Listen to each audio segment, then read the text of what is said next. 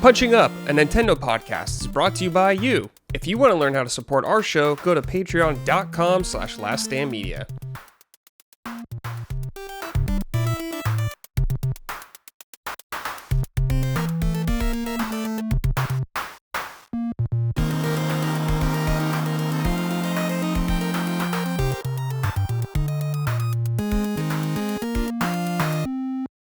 Hello everyone, welcome to episode 75 of Punching Up, Last Stand Media's weekly Nintendo podcast. I'm your host, as always, Brad Ellis, and joining me, my two lovely co-hosts. We're going to start with Mr. Gene Park today. Gene, how are you? 75 episodes. That's a milestone, right? Yeah, 25 more, baby. Yeah. You think we're going to do Punching Up live at 75? Yeah, what we're going to do is we're going to hold a gun to Colin's head and make him play Nintendo games. Oh, there you go. While me and Gene yell at him. It's going to be wonderful. Micah, hello. How are you feeling? You were crashing out last night, but you're here. I was just thinking of the angry peepo that you love so much the whole time. Yeah, I had the spirit of Angry Peep. And you know what, Bradley? You are partially to blame because for cheering you on. No, it's not that, Brad. It's not that. I'm okay. Extremely vague. Brad told me, oh, you're right at the end of Donkey Kong Bonanza. He said you're right at the end of it. And like, Brad fucking lied to me. Dude, it's not 2 hours from that. It was. I was up until 4 in the morning. Well, it's because you were stuck on the final boss for so long. No, because I had to get all that fucking money. Hey, I told you, did I not give you a good method? Yeah, and then I kept falling in the trophy hole, and you had to watch that. Fault. That was not your fault, Brad. But like, you misled me. I thought you were like, you're right at the end of the game, and it's like, oh, I fucking wasn't. I wasn't. And then I needed all this money, and then I had to farm the money, and then Brad gave me a great farming tip, but I kept falling into the warp hole, and you got to watch this minute-long animation every fucking time. Christ Almighty, I'm not having a great time. Yeah, she's not having a good time. She's furious right now. It's talking not about great. Donkey Kong, by the way, everybody. Yeah. I've never I literally said to Colin, like, at one point last night, I was like, you know what? I would rather watch him and Pauline both die on screen than keep playing right now. Jeez. Like, I'd rather watch them just get destroyed and have that be the end of the game. Damn. Brad and I are about to graduate from Last Stand Media. Yeah, Mike, I'm going to hit you with the classic get good and overcome your challenges. You'll do it next time. It's the old classic. You're stuck at a boss. You take a day off or a night off. You come back. First try. Easy peasy. I mean, I know that already didn't happen. I already tried to. Did you try it this morning? Yeah, no, I woke up. Well, after dinner. And I tried again. Yeah. Maybe after dinner. After you cook, you'll feel more relaxed. Ready to game. Salad night. We're having big salad tonight, so I'm excited for that. Okay, so we'll see. We'll get to check on an update on that next week from Micah, see how she's doing. Yeah, I'm gonna move the fuck on to it. You know what? I just bought because I completely forgot. And reminder to listeners that Dave the Diver Ichiban's Holiday is only available through October, and I just kept forgetting to buy it. And it hit me yesterday. I was like, you got to buy that. Not that like tomorrow's October or anything, but I was like, you're going to forget and it's going to go away. So I went ahead and bought that. And I haven't played Dave the Diver in a minute. So I'm pretty excited to finally play that. Cool. That's awesome. Hey, if you enjoy the show, please check us out on patreon.com/laststandmedia. We cannot do it without you. $5 is the sweet spot for supporting us. You get early access to all of our shows and stuff like Sacred Symbols Plus and all that good stuff. If you want some merch, go to laststandmedia.store. Micah will send you something, whatever you purchase. Personally, she will send it to you. So if you want that, if you want to get a little parasocial, don't have Micah send you something. There you go. Oh my God. I have to tell you guys, there was a really funny street name on an order. Now, first and foremost, I Googled it to make sure that there are many of these, and there are. This street name is shared across many states, so I'm not doxing nobody. But this dude lives on Bareback Drive. Wow. And I wanted to write a note that said, like, are there a lot of kids on your street? But I felt it inappropriate. Oh, jeez, Micah. So I didn't. Oh, jeez. But I was like, I couldn't believe. And then I Googled it to make sure I wasn't going to be like, there's the only one of these in like America, you know, there's many of these. And I was like, fucking sickos writing these street names. Yeah, perverts. Speaking of perverts, Smega Man. This was with me and Gene yesterday, and I said, yeah, whatever. Got a Mike ass question here. Name checks out. You'll ever sneeze and then smell the sneeze for a while afterwards? Also, I can profess to my butthole sipping water in the shower. You're not alone, Micah. There's way too many questions tailored to Micah in this show, and it upsets me how disturbing they are. So keep them coming. Well, yeah, so let's answer that. I absolutely knows what he means when you can smell a sneeze, and I hate it. It's like one of the worst things. Yeah. What about you, Gene? Can you smell a sneeze? I think so. It's like a little bit of the back of your head that you kind of you're smelling, right? Yeah. And it's like, oh, that's I can smell the inside of myself, which is an awful thing to say, you know? It's becoming it's just when you're aware, because it's like your brain filters out so much. Like your brain, for example, when I got my nose pierced, for the first 2 weeks, you can constantly see it. And like, because your brain thinks there's like a bug on your face or something. And eventually, once your brain realizes it's permanent, you stop seeing it. And it's no longer like in your field of vision. Your brain just ignores it, right? And like the smell of your like sinuses, your nasal passages is something your brain does not like. You're smelling the room you're in. But when you sneeze and it sends that smell through, and then it's like you're smelling, like your insides, it's like, oh, yeah, it's not great. It's just not pleasant. Yeah, it's an unusual smell. Yeah. Not our favorite. Well, I'm glad he acknowledged the butthole sip as well, because I still feel like everyone's lying. And I feel like there's a couple closeted sippers amongst us. They'll keep reaching out slowly when they work up the courage. But hopefully we don't hear any more about it. They're like never nudes in Arrested Development. Exactly. You know? Which I've been watching a lot of lately. Oh, really? That's funny. Yeah, because it's been a while. I used to watch that show, the first 3 seasons, like annually, you know? Because, you know, if for folks who don't know, it's an incredibly dense comedy show from the early 2000s. And there's like a joke. There's like 5 jokes every second. And I still discover new jokes in my latest watch, which is crazy. So I might be working myself up to actually just finishing the allegedly awful season 5, just to put the nail in the coffin and just finally put that story to bed, you know. Oh yeah, I love that show. Oh, you do? Yeah, awesome. Oh yeah, no. Whenever Roomba is out, I love, because when Buster was like, he's like, "Oh, you're hungry," and he's dropping things for the Roomba. I think of him every time Roomba is out. He was my favorite.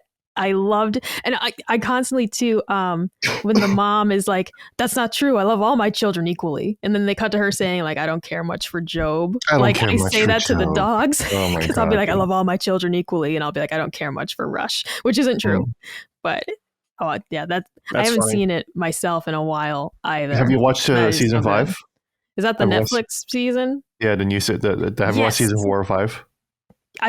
Yeah, I'm pretty sure they're not super new, right?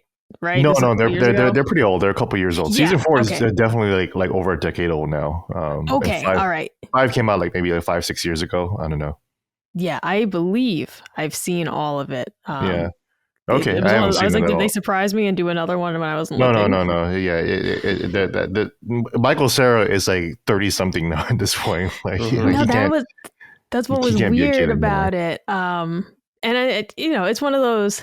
I don't think it was bad. It wasn't the same, but it was still good. I still liked it. Dude, Michael Cera is 37 years old. Oh, my God. He's older than Micah. You know, I thought we were the same age. He's just always looked so young. Yeah, I actually, because I'm just thinking a different movie, like Juno, when he was in that. I guess I thought we were like the same age. No. He's an old bitch like me. No. Dude, it's gonna be so trippy to see him as an old man, you know? Yeah. So still gonna have a baby face? Absolutely. But it's like, yeah, you're Mr. Manager, you know. Yeah. Still, you're always going to be Mr. Manager in my heart. Arrested Development is a funny show for me because it's set in Newport Beach, which is like 20 minutes from me. Yep. So like I know that area pretty well. So it's funny, like where their banana stand is supposed to be and stuff like Yep. that. I'm like, oh yeah, it's like Balboa Island, I'm pretty sure. Yeah. Really weird show. Yeah, I used to live in Huntington Beach, and that's when I got into Resident Development because I was like, I don't want to watch a show right next to it. Yeah. Yeah, I was because at first its proximity to, or the fact that it is in Orange County just made me not want to watch it. I was like, I don't want to watch a show about Orange County rich people. Come on, you know. And then somebody told me, well, there's actually a Korean kid. I was like, wait, just because I'm Korean? And like, no, but his name is Anyoung. And I was like, wait, his name is Anyoung? And it's like, because Anyoung means hello, and it's like, funny. Oh, that's how he greets everybody, and everyone, the whole family thinks his name is Anyoung. And I was like, that's fucking funny. I should probably watch this show. And then I did, and it ends up being one of my favorite shows of all time. So it's good shit. All right, Ding Dong wrote in. Sup, my clankers. Okay, I've been seeing this clanker thing going around. Is this like some robot slant, like it's from the stream where they were talking about, Colin was talking about how he would be totally racist to the AI robots. Oh. So he was like, no, I will demean them. I will give them no choice. I will enslave them. I'm totally, you can record this podcast. This podcast will be played at my trial, in my robot trial. And Dustin and Colin were talking about, like what slur would they call the robots, and clankers. This is where they came up with. Yeah, that's from Star Wars originally, that I remember it from, which is funny. So George Lucas is a robot racist. Mm-hmm. We all heard him say it. All right. They said, I had to write in to share a moment that had me absolutely losing during my delivery route. You were all talking about how Micah casually drops the N-word in private, and I laughed so hard that I accidentally burst out laughing right in a customer's face while handing off a package. They looked at me like I was unhinged, so I scrambled and told them, sorry, I was listening to a Nintendo podcast. They made a joke. Now this poor guy probably thinks I'm out here cracking up over some kid's game. Anyway, keep up the good work. And when society collapses, I'll be in a solar-powered cabin somewhere making sweet love to a robot that moans in Japanese and updates via Bluetooth. Oh, Jesus. Ding dong. Good Lord. But yeah, Micah drops the N-word often in private. All the time, I would say. Constantly. I wouldn't say constantly, but it definitely comes up. Well, it's even things like when I'm texting you, Brad, I'm like, no, dog, you wouldn't believe this. In my head, like dog is like the substitution, right? Oh, like, so if I see dog, I know what you really mean. Generally speaking, if I'm like, look, dog, like it's usually in my head where I would maybe throw that in. Mike, you can call me whatever you want, Mike. I don't give a shit. You can call me a cracker and I wouldn't care. No cracker. I don't care. Have you seen people being weird about the fact that I'm sometimes call you Bradley? Because those comments made me feel unsettled. But I'm like, I'm not going to stop being like, Bradley, what the fuck? I'm not going to stop doing that. Some people call me Brad. Most people call me Brad, but a couple people call me Bradley. It just depends. No, yeah, so one person was making it like weird, and I was like, "Hey, there's nothing weird about it. It's technically weird. my name, so it's not weird at all. It's literally his name. It's literally my name. Yeah, and it's supposed to be like mom energy, like it's supposed to be like Bradley, like it's supposed. Yeah, I know exactly what you mean by it. Yeah. Jeez, I saw those comments and I was like, "Get out." On Duke, Maddie kept calling me Sir Bradley Ellis the whole time, so. It's just whatever people want to say. I don't care. Bradley Ellis is a good name, though, man. That's a strong name. I am happy with my name. Yeah, it could be way worse. That's a sick name. It sounds like you wrote classic literature. Yeah, that's what Matt said, or Maddie said that. He was like, "You seem like you have a very English knight name or something like that." And I was like, "I'll take that. That's fine." No, it sounds like you wrote one of the greatest works of the 20th century. I lucked out. Thanks, Mom and Dad. It's good shit. Yeah. I like Gene Park too. I think Gene Park's a nice name. Unique name, but Bradley Ellis is a classic cracker's name. Classic cracker name. That's right. Classic Anglo-Saxon cracker name. Yeah. All day, baby. That's right. Yeah, I don't care. Cracker's such like a weird insult. Like, we're gonna get in trouble for me. Well, I'm white. Who cares? Like, they can't say anything to me like that. I don't think YouTube scans for that word. Yeah, because that could. That's true. They don't give a shit about that. Yeah, Yeah, we don't care about that. we could just mean Ritz crackers, you know. So I do love I Ritz don't crackers. think and for that one, Ritz but crackers are yummy. God help us if they do. God help us, yeah, dude. Yeah, we're fucked. I mean, at least Bradley isn't granola, which is another kind of description of white people. I think Dustin is Granola? granola. I don't even know Dustin what that is- means. I've never heard of that. Granola. Oh no, yeah. We It's would just always like- call them like nutty crunchers, is what my mom would call like hippie whites. She'd be Yes. like, "We nutty crunchers." Oh. Yes, crunchy whites, exactly. Yeah, Crunchy Nutty Crunch moms. is so perfect. Yeah, of course, your mom is black, so she would say that. Like hippie whites, granolas. Okay, I just call them smelly hippies usually. I don't know. Yeah, Whatever works. no, the granolas. Dustin is not a hippie, but he could pass No. as a crunchy white. So It's so funny, dude. I mean, they love Aldi, right? And Aldi do love seems to be Aldi. the place for crunchy moms. there you go. Exactly. So Man, racism all over the place. Good shit. All right, welcome to Punching Up. Nintendo, by the way. Let's see. Jamie Burcham wrote in, hello, Jade, Liu Kang, and Goro. Jade, Liu Kang, and Goro. Why don't I say Liu Kang? Just a slight correction. That is probably the publisher's fault. But the Deadly Alliance that comes with Mortal Kombat Legacy Collection is, in fact, the Game Boy Advance version, which does look kind of cool. Just want to clear up the confusion. Hopefully there will be a volume 2 with the 3 PS2 games and Shaolin Monks. Now finish him. P.S. GameStop Horror Story. We love these. Oh yeah.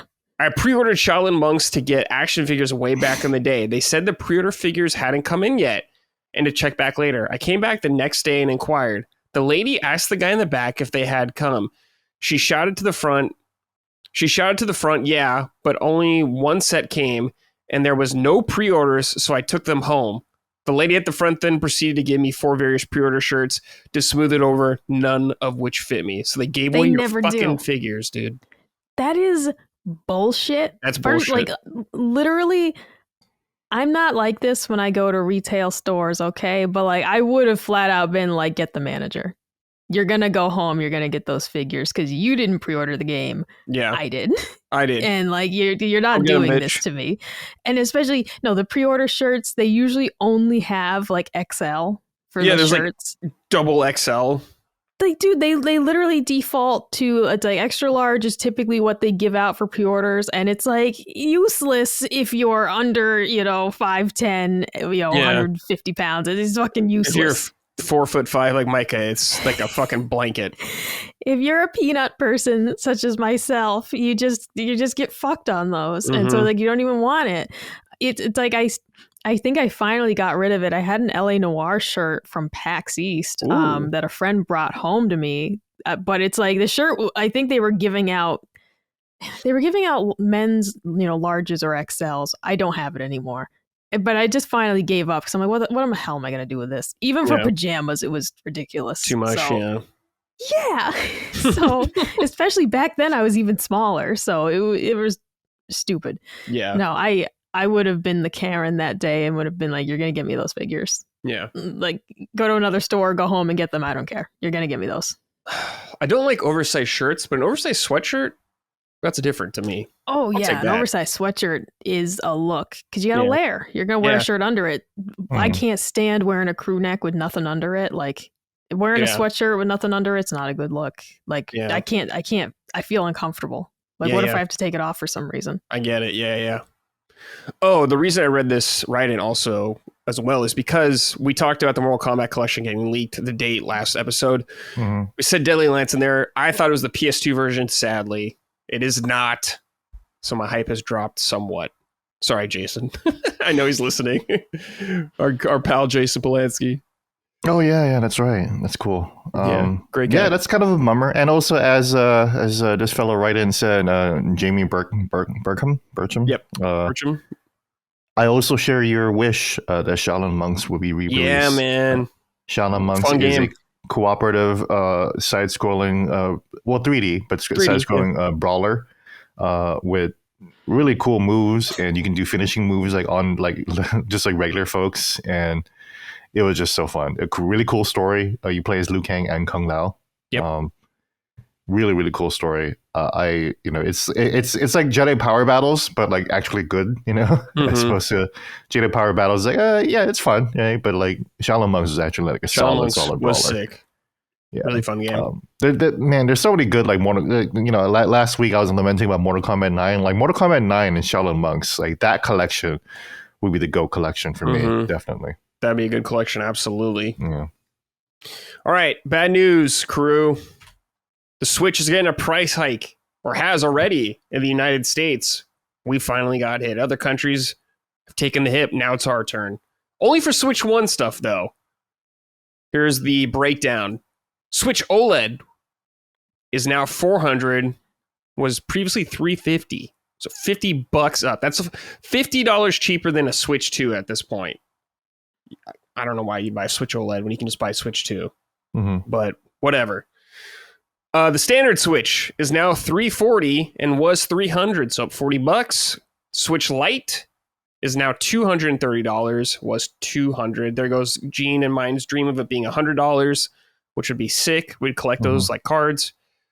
Alas, Joy-Cons are now $90 instead of $80. Man, Joy-Con, paying $90 for Joy-Con like stresses me out, and I just Joy-Con 2. Joy-Con 2, right? I think a Joy-Con, no, I think a Joy-Con 2 is $100. Let me double Yes, Oh, is it? Oh shit, dude. Yeah, this was the original Joy-Cons. Oh my god, dude. That are now regular 90. Joy-Cons are $90.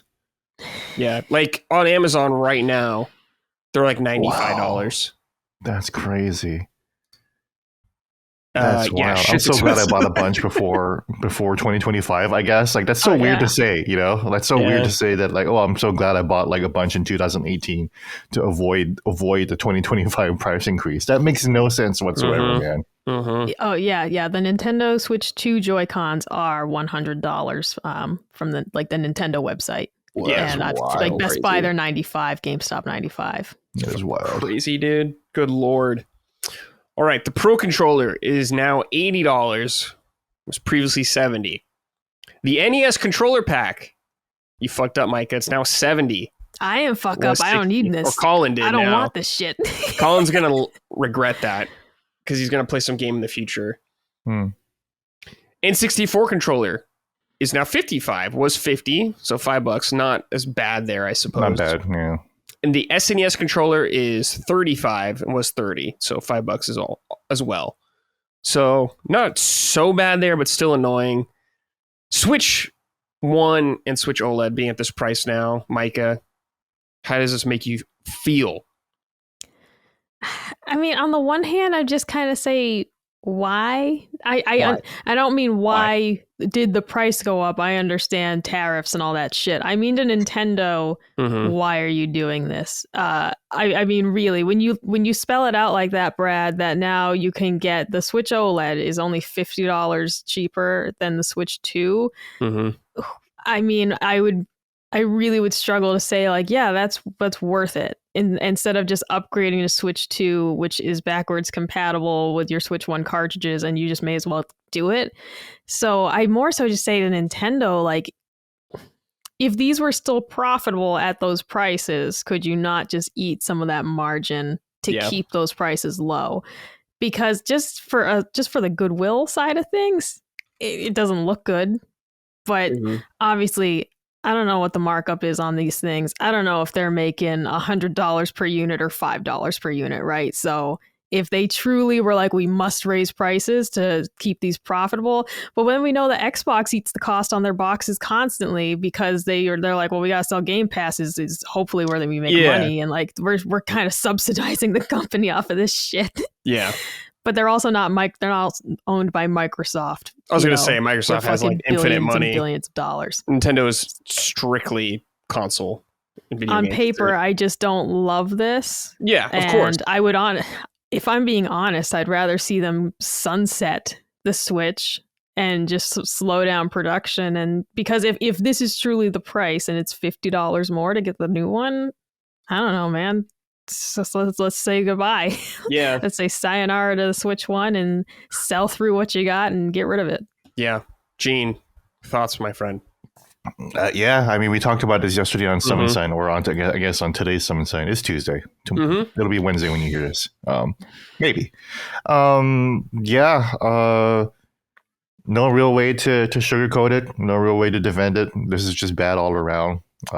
You heard my how aghast I was at getting paying $90 for regular Joy Cons. You know, the ones that don't even have the mouse functionality in it. Let's say if it could double as a mouse, okay, maybe, right? Like there's some functionality in it. That's why you can excuse the DualSense for being as expensive as it is, or whatever, you know, because it has a touchpad, which is awesome. I love the touchpad of the PS5 and the PS4, you know.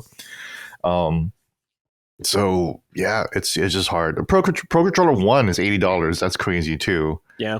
You know, I think $80 is fine for a Pro Controller 2. But for a regular Pro Controller, and it's still a great controller, but oh my god, man, these prices are just, I feel insane looking at these prices, you know.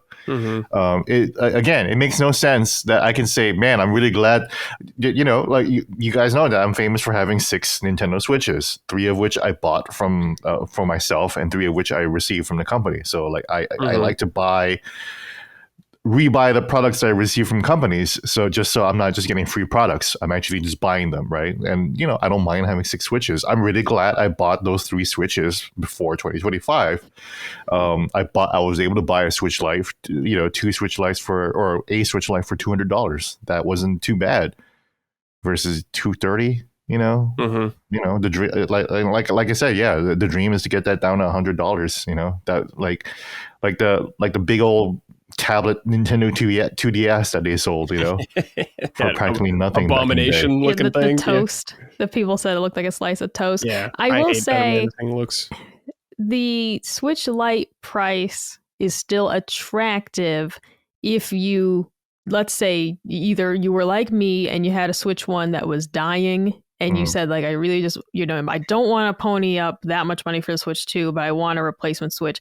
I'd say the Switch Lite is still an attractive price, or if you never owned one and you wanted that smaller form factor for travel, it sucks to see the price go up, but for the difference of $230 versus, you know, $400 or $340, I feel like the Switch Lite's still a good value, but it just sucks to see it go up in price, of course, after so many years. I do, though, just love the Switch Lite, and when it comes to portability for travel, it is just can't be beat.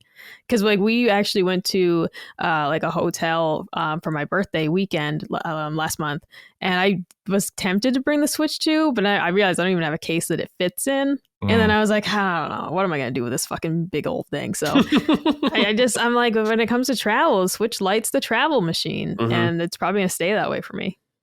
Till Switch 2 Lite comes out, then you'll throw that away like the Andy meme from Toy Story. The Switch 2 Lite.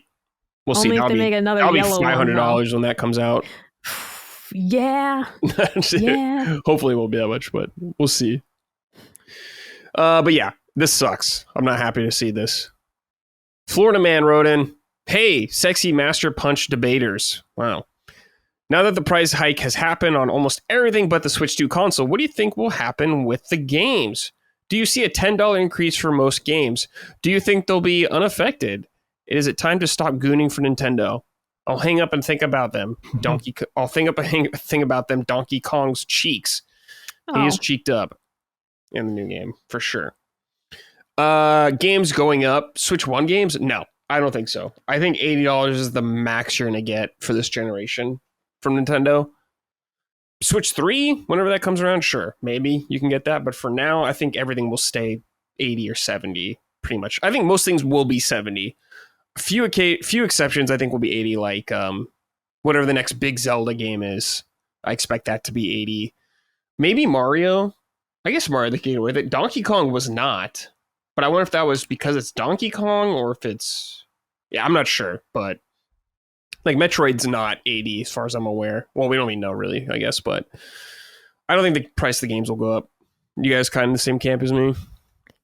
Yeah, I think they set the bar, like with Mario Kart World, And I don't think for this generation they're going to creep past it, especially not like, again, different company, but with Microsoft lowering the price of, is it the Outer Worlds 2? Yes. From 80 to 70. It's like, just people in general obviously hate the change of bumping up to 80. Of course, we all do. It sucks. But it's like, I think that's kind of like, if Nintendo's like Mario Odyssey 2 is going to be $90, I think people would storm the headquarters. So I think you do need to go incrementally with stuff like that. And having Mario Kart World at $80 and Donkey Kong for some reason at 70, when I think it's it's a game chock full of stuff to do, and that's one's only in quote $70 by comparison. I don't know how their pricing structure is determined, but I don't think they'd go past 80 right now. Yeah. I could see 80 for Smash Brothers whenever that comes back. Absolutely. Like I can picture it for more games. I'm still just surprised that Donkey Kong wasn't also 80. I don't know. Because if I'm being honest, I feel like that for me is more bang for your buck. Sure.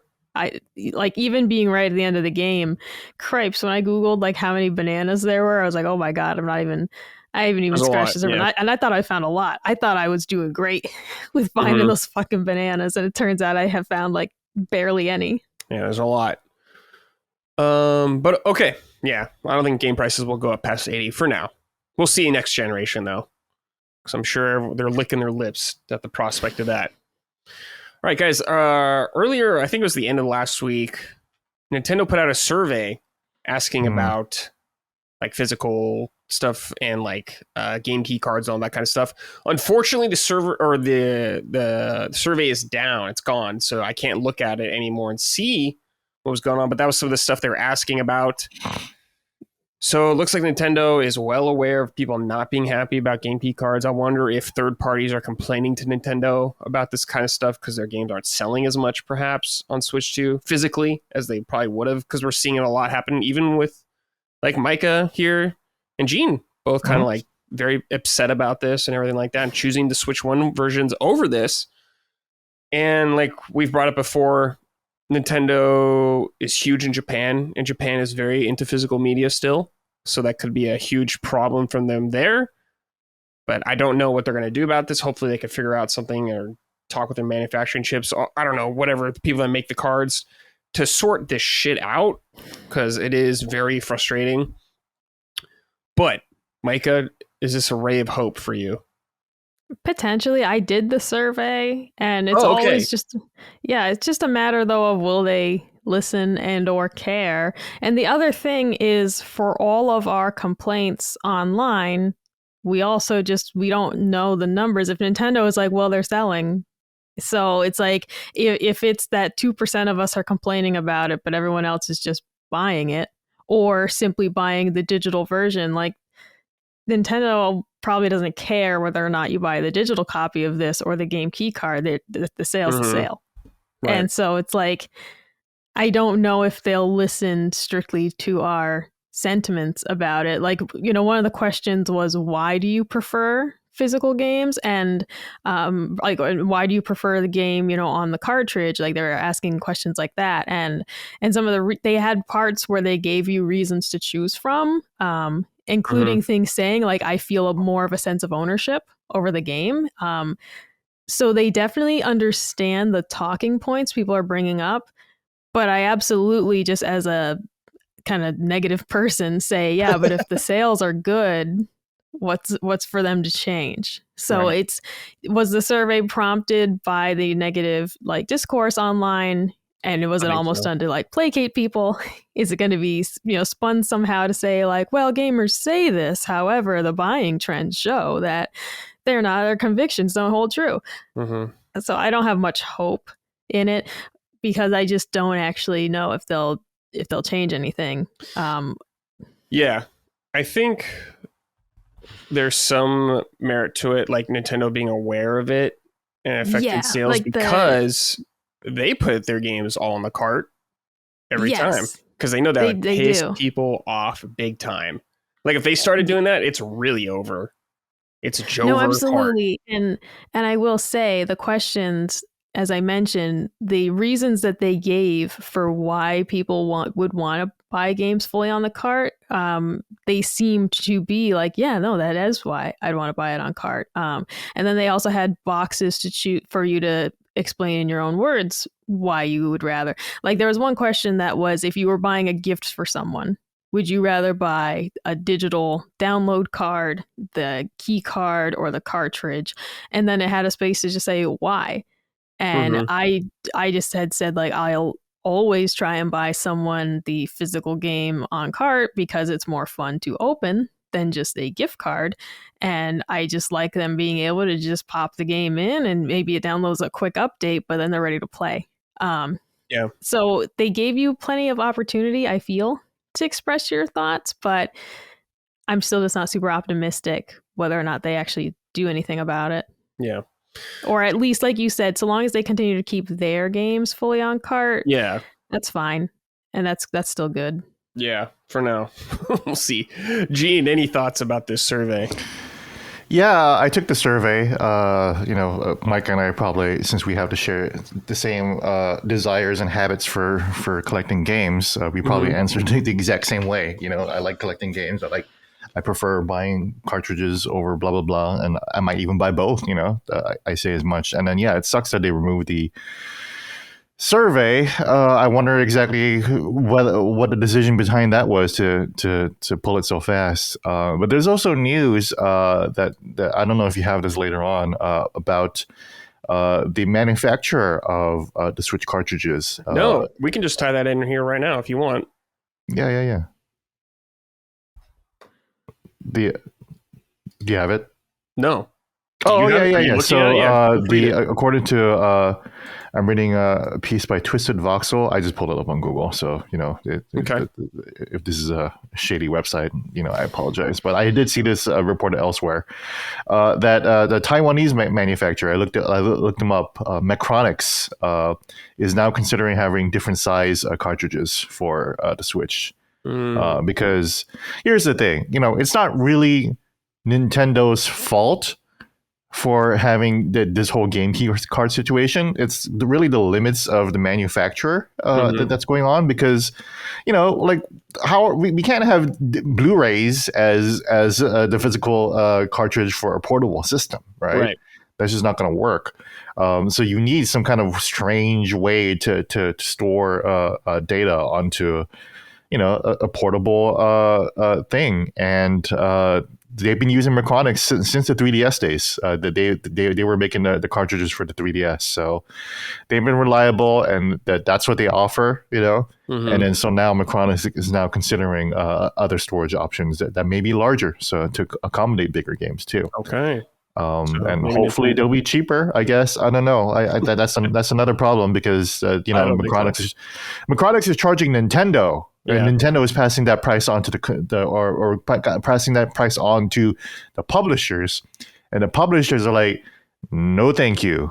So it really is on Capcom and Sega, you know. Especially I'm calling them out, especially because I like collecting Capcom and Sega games on Nintendo, especially, you know, and Konami games in general too. You know, the Metal Gear Solid Master Collection on the Switch 1 is a stupid game key card, you know. Yeah, you only get Metal Gears 1 and 2 on the MSX on the cartridge. You don't even get Metal Gear Solid. You don't even get Metal Gear Solid 1, bro, on the PlayStation. Crazy. You know, that's crazy. And I call out Capcom. So Capcom, Konami, and Sega. You know, the kind of the big three of developers and publishers in the 90s. You know, Capcom has their Resident Evil collections, and you know, you can get a Resident Evil 4, 5, and 6 collection, but only Resident Evil 4 is on the cartridge, which is fine.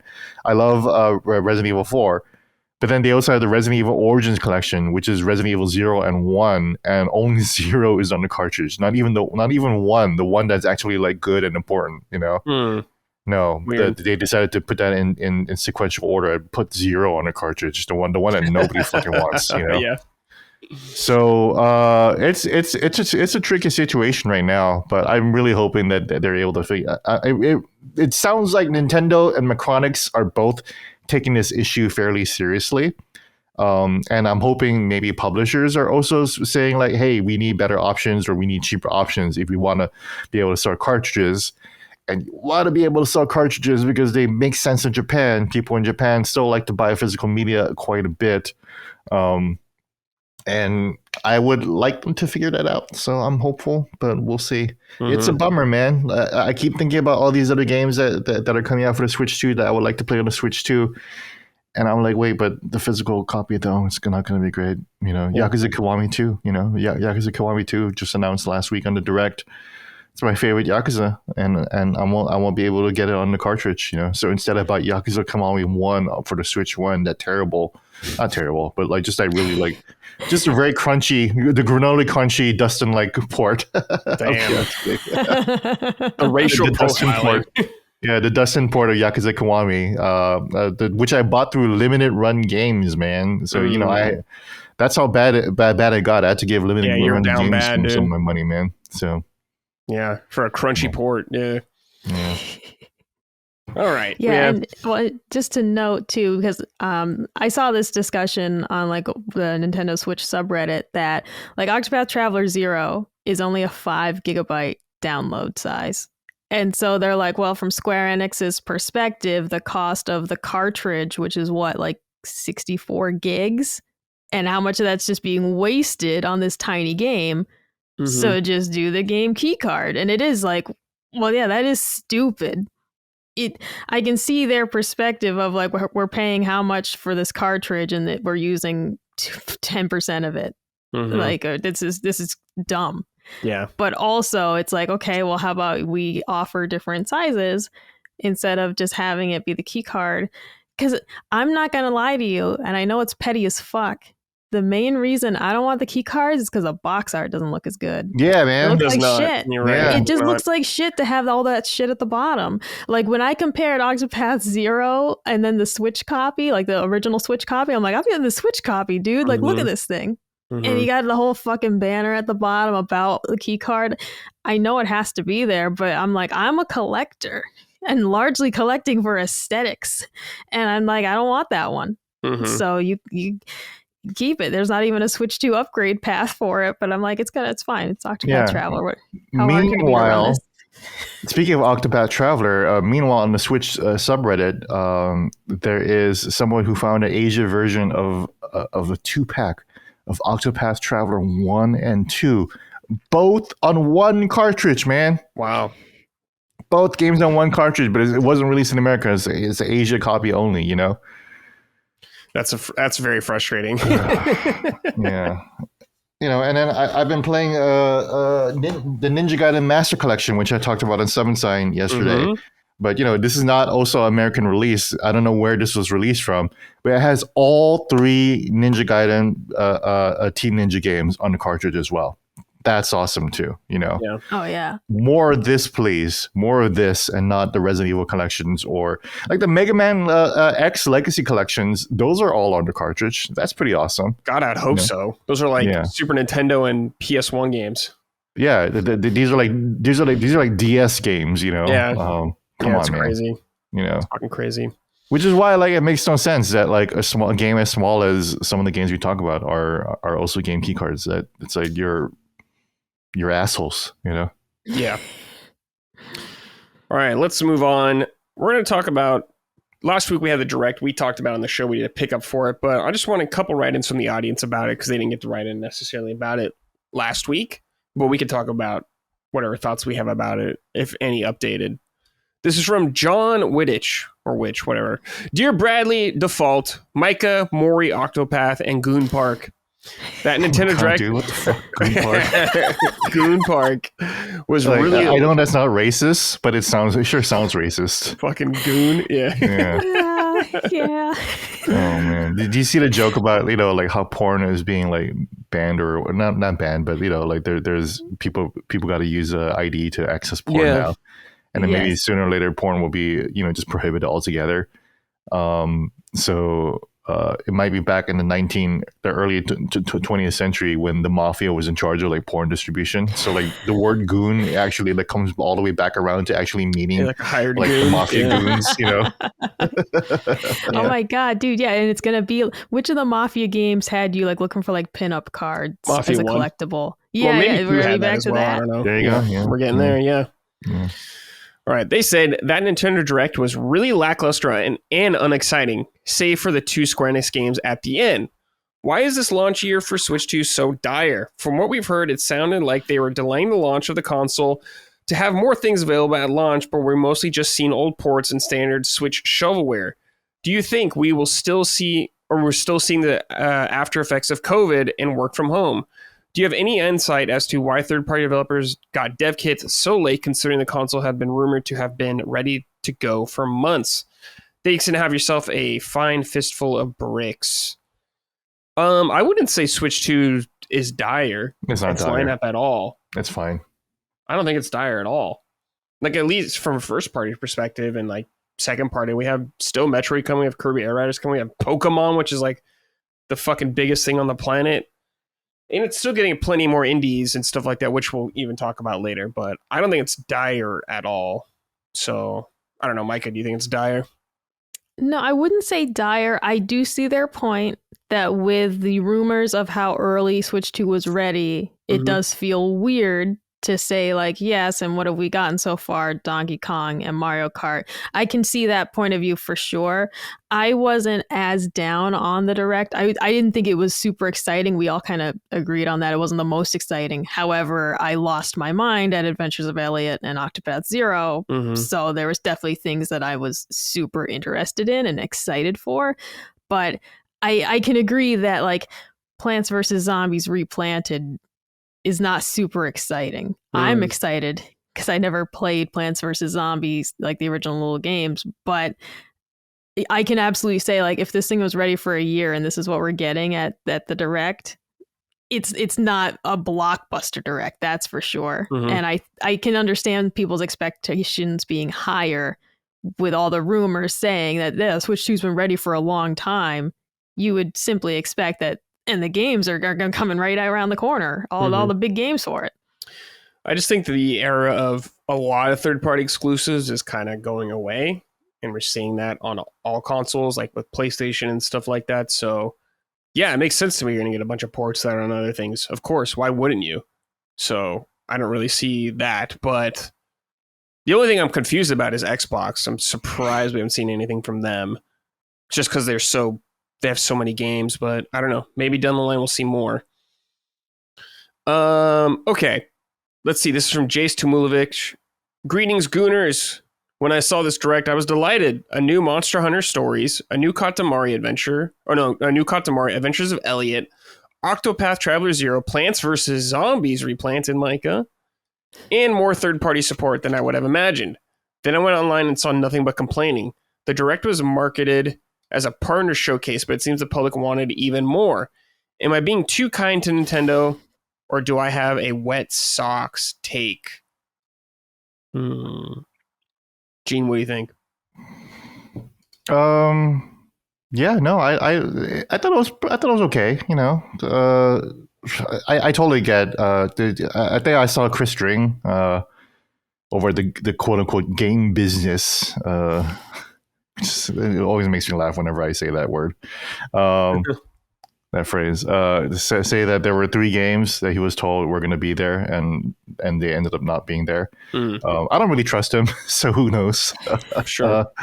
But it does seem like that. You know, there could have been a little bit more. But hey, again, you know, I really do think it's so funny that we're kind of like, you know, we've been making fun of PlayStation for having weak state of plays.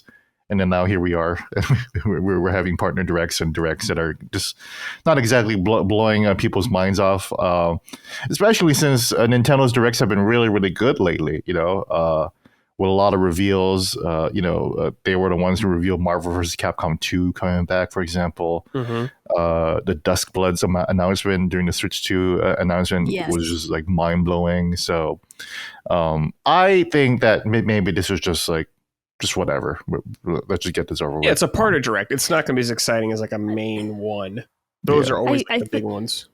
I think part of it, like to play both sides a little bit, I will say, while I'm excited for a lot of these, I can definitely see people saying another Katamari, another Monster Hunter. It's one of those, this is the partner showcase, but does it feel like it's the same partners coming to the dance every single time?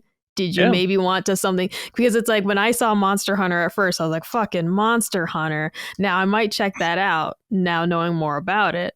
But myself, I was like, oh, another Monster Hunter. And then at first it's like, I was excited for Katamari because I've never played one. But I totally understand people being like, 20 fucking years of Katamari, dude, I don't want any more Katamari, make something new. Like, I can, like, stepping back from this Direct a couple more days, I can definitely say, yeah, I get some of the criticism for sure of it's not about the number of games shown. It's like another Plants vs. Zombies thing, another Katamari, another Monster Hunter.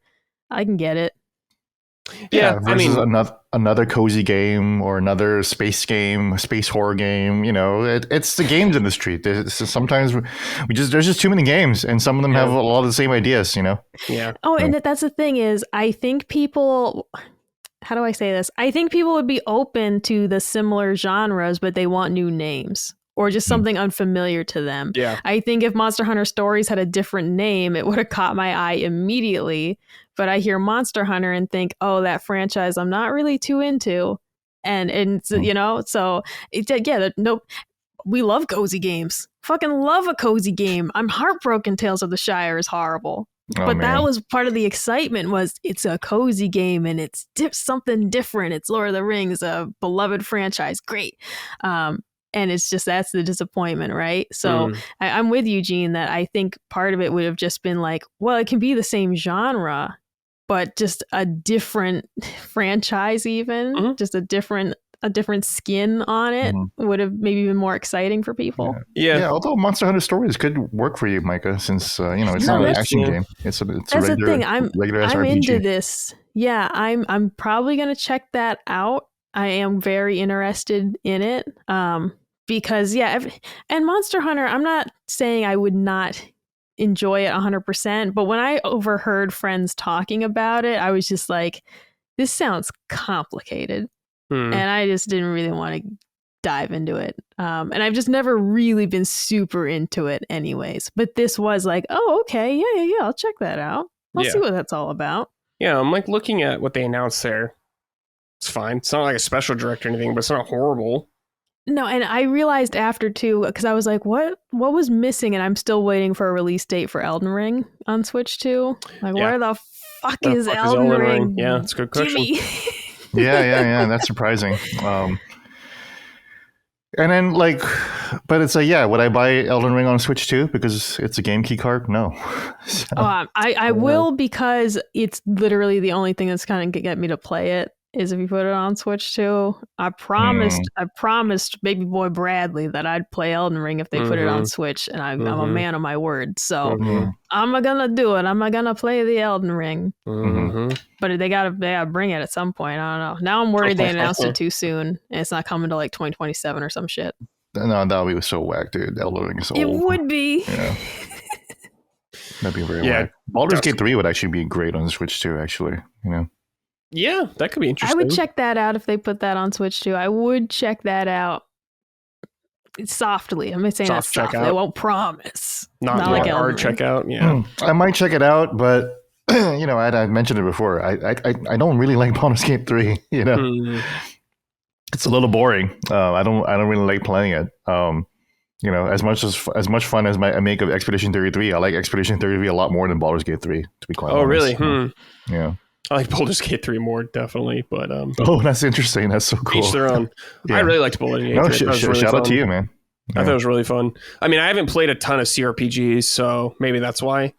I've only fully played through 2, so. But I had a great time with that game. I thought it was really fun. Yeah. Did you beat it? Yeah. I did Oh beat wow! See, look, like even people I know who love the game and like hasn't even beaten it yet. So I'm like, why should I even play it? I beat it. So, I don't know. I mean, I didn't see I'll everything get in the back to game. it someday. You know, I know that it's a great game. I'm not saying that it sucks. Oh, I know. It's just doesn't click So, with you. That's fine. Yeah, Not having some click with that's my Colin Moriarty like take. You know, yeah. oh, Baldur's Gate 3 is good. Doubt. Doubt. That's a streaming idea though. We have Lockmort try and get us into Baldur's Gate 3. Yeah. No, that'd be awesome, dude. You guys can play Because co-op. Locke would be very like. I think Locke would be a really good tutorial guy. Oh yeah, too. he's so good at that stuff. He sold me He's on so good at Kingdom Come selling, Deliverance when I thought That's that true. game was over my head. And Lockmore, the way he talked about it, I was just like, He's I a gotta try it. snake I oil just gotta salesman. try it. He's a good salesman. Yeah, I never would have guessed that Kingdom Come Deliverance would be a game that Micah not only plays but finishes. But there you And go. adores both That's of the them. thing. I was like, wow, this really was just so fucking fun. Mhm. But I was completely intimidated by it and by what people told me about the game. And then the way Lockmore described it, I was like, well, he makes it sound approachable. He makes the game sound quite Mhm. enjoyable compared to Mhm. people telling me it's like a fucking slog. You got to learn how to read. And that was fun. It was fun learning how to read. Yeah. And taking care of your dude. I was like, oh man, I actually ended up loving it. He has almost sold me on Baldur's Gate 3 a couple times. However, what stopped me from buying it was that I think to get it on disc on Xbox, you had to buy like the collector's edition. And I was just, and you guys know me, I'm just so stubborn about digital games. I was like, well, if I can't get it on disc, I'll just wait till I actually want to play it and then I'll buy it. So I've never actually bought it, but I keep telling myself maybe I'll try it. Yeah, I mean, it's not going anywhere, so whatever. No, she ain't going nowhere. She ain't going nowhere. All right. This one's for Gene. Virtua Fighter 5 R.E.V.O. World Stage is coming to Switch 2. It was announced, I believe, on other platforms later, but it's getting a Switch 2 version. It's coming to Switch 2, let me clarify, but at a later date than the other platforms. Kind of like Borderlands. Crossplay functionality lets you brawl it out with players on any platform. Additional online matches will run more seamlessly than ever thanks to rollback netcode, allowing you to engage in intense battles with opponents all over the world. In the all-new immersive single-player mode, you'll travel the globe and compete in a massive tournament. Along the way, you'll encounter formidable foes, including CPU based on world-renowned players, climb up the ranks, and claim the title of world champion. And we saw Virtua Fighter was at 6. Little teases that Evo, so that's coming along nicely. And Virtua Fighter is Gene's fighting game, his realm. Gene, are you going to pick this up on Switch too? Yeah, I think I will. And this is one that I won't mind not having a physical card of, although I would like to have a physical card of it too, right? But you know, it's an online game, it's a fighting game. So I might get it, but you know, I already do have it on Steam Deck too. That's the thing. Oh, you know? okay, gotcha. And I have it on PS5. Oh, see, okay. So Really I don't know if I don't know if I really need this. I want to save my energy for Virtua Fighter 6, which they did show a new clip of at EVO. And it looked incredible. It looks like the real next gen fighting game that I've been waiting for. Really beautiful animations and, you know, back and forth fighting. The kind of stuff that I'm always like talking about, you know, counters and blocking and parrying and just move, you know, dodging and movement, like all of that stuff really looks like it's being taken into account in Virtua Fighter 6. So Virtua Fighter 5 is great though. You know, people ask why anyone should play it over Tekken, and it's because it's faster than Tekken. You know, these matches last for like a minute or less. Well, you know, I mean, I guess all fighting game matches last for like about a minute, but these matches will last like 15 seconds because it's all about timing and positioning, and you know, it's just a great fighting game. It's only 3 buttons, you know, very very simple, but a lot of like complicated movement. Very very deep. It's the deepest fighting game, you know. So I'm looking forward to training, you know, see me at EVO next year, maybe, or whenever Virtua Fighter 6 comes out. I guess the EVO afterwards, maybe. But yeah, I'm so glad that RGG is resurrecting a Virtua Fighter for the modern age. It makes me very, very happy to hear. Yeah, cool. All right, time for stuff I like, but Gene doesn't like. Nintendo sales updates. Nintendo put out like a financial report thing on some of their updates on sales and all that kind of stuff. I'll just go through some of the things, but they have like stuff on all their past consoles and stuff like that, which is really interesting. By the way, all these sales are as of June 30th, 2025. So as of the end of June. The best-selling Switch game of all time is, of course, Mario Kart 8 Deluxe with 68.86 million copies. Good golly, Miss Molly, that's a lot. Mamma mia. Animal Crossing New Horizons, 48.19 million. Whew. Super Smash Bros. Ultimate, 36.55 million. Zelda Breath of the Wild, 33.04 million. Super Mario Odyssey, 29.50 million. Pokemon Scarlet, 27.15. Pokemon Sword and Shield. Oh, Scarlet and Violet. Pokemon Sword and Shield, 26.84. Dude, I love seeing a Zelda outsell Pokemon. That is fucking amazing to me. That's crazy, good. Yeah. Zelda Tears of the Kingdom, 21.93 million. Super Mario Party, 21.19 million. New Super Mario Brothers U Deluxe, 18.36 million. Mario Kart World sales over 5.63 million, which is pretty damn good for the Switch 2. And we got some units right here. Switch has sold 153.10 million units, and Switch 2 is up to 5.82 million units. So they sold 5.82 million units of Switch 2 and have sold 5.63 million units of Mario Kart. That's an insane attach rate. Of course, most of them come with the console. That's still pretty crazy. And software for Switch 2 is up to 8.67 million copies sold. In that link I sent you guys, there's a lot of fun stuff like the Wii U. Dude, you guys want the Wii U lifetime sales right here? 13.56 million units. That is fucking dog shit. Crazy. Software, 103 million though. Okay. Nintendo 3DS, 75.94 million. Very nice. Software, 392 million. Very nice. Wii hardware.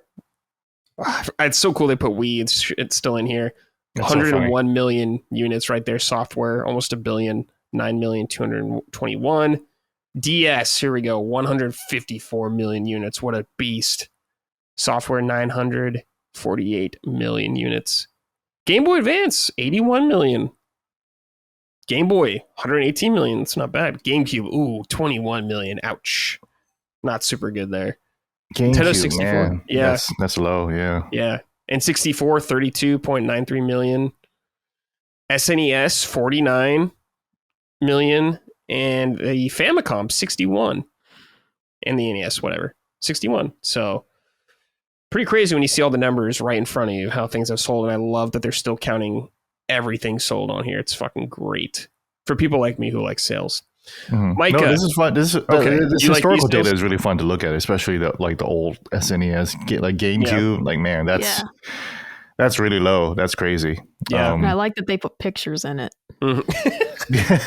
It is. It's attractive. Yeah. I mean, that kind of makes it a little fun to look at. Like, I'm looking at the GameCube and 221 million sold. That's I would print this as a poster. This is a nicely made graphic here. I enjoyed looking at this. Yeah. I mean, these consoles look great. You know, it's nice to see the Game Boy and the purple Game Boy Color up there at 118 million. Man, it really goes to show like how little like Xbox sales are compared to like some of these two. You know, dude, look at the amount of software sold on the NES compared to the hardware sold. It's crazy. They've sold 500 million units of software for 61 million sales of the console. That's wild. That's crazy. That's so many games. That's dude. A lot of software. Yeah. And it's crazy to see how much worse the Super Nintendo did than the NES. Yeah, that Genesis, man. That Genesis was a beast of a competitor. You know. Yeah.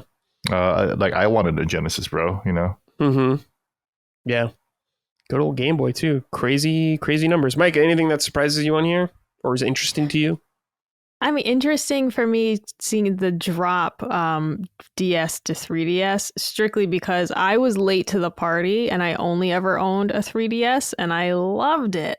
And while I actually didn't love the 3D functionality. I was like, man, this thing is great, solidly made. Like, this is awesome.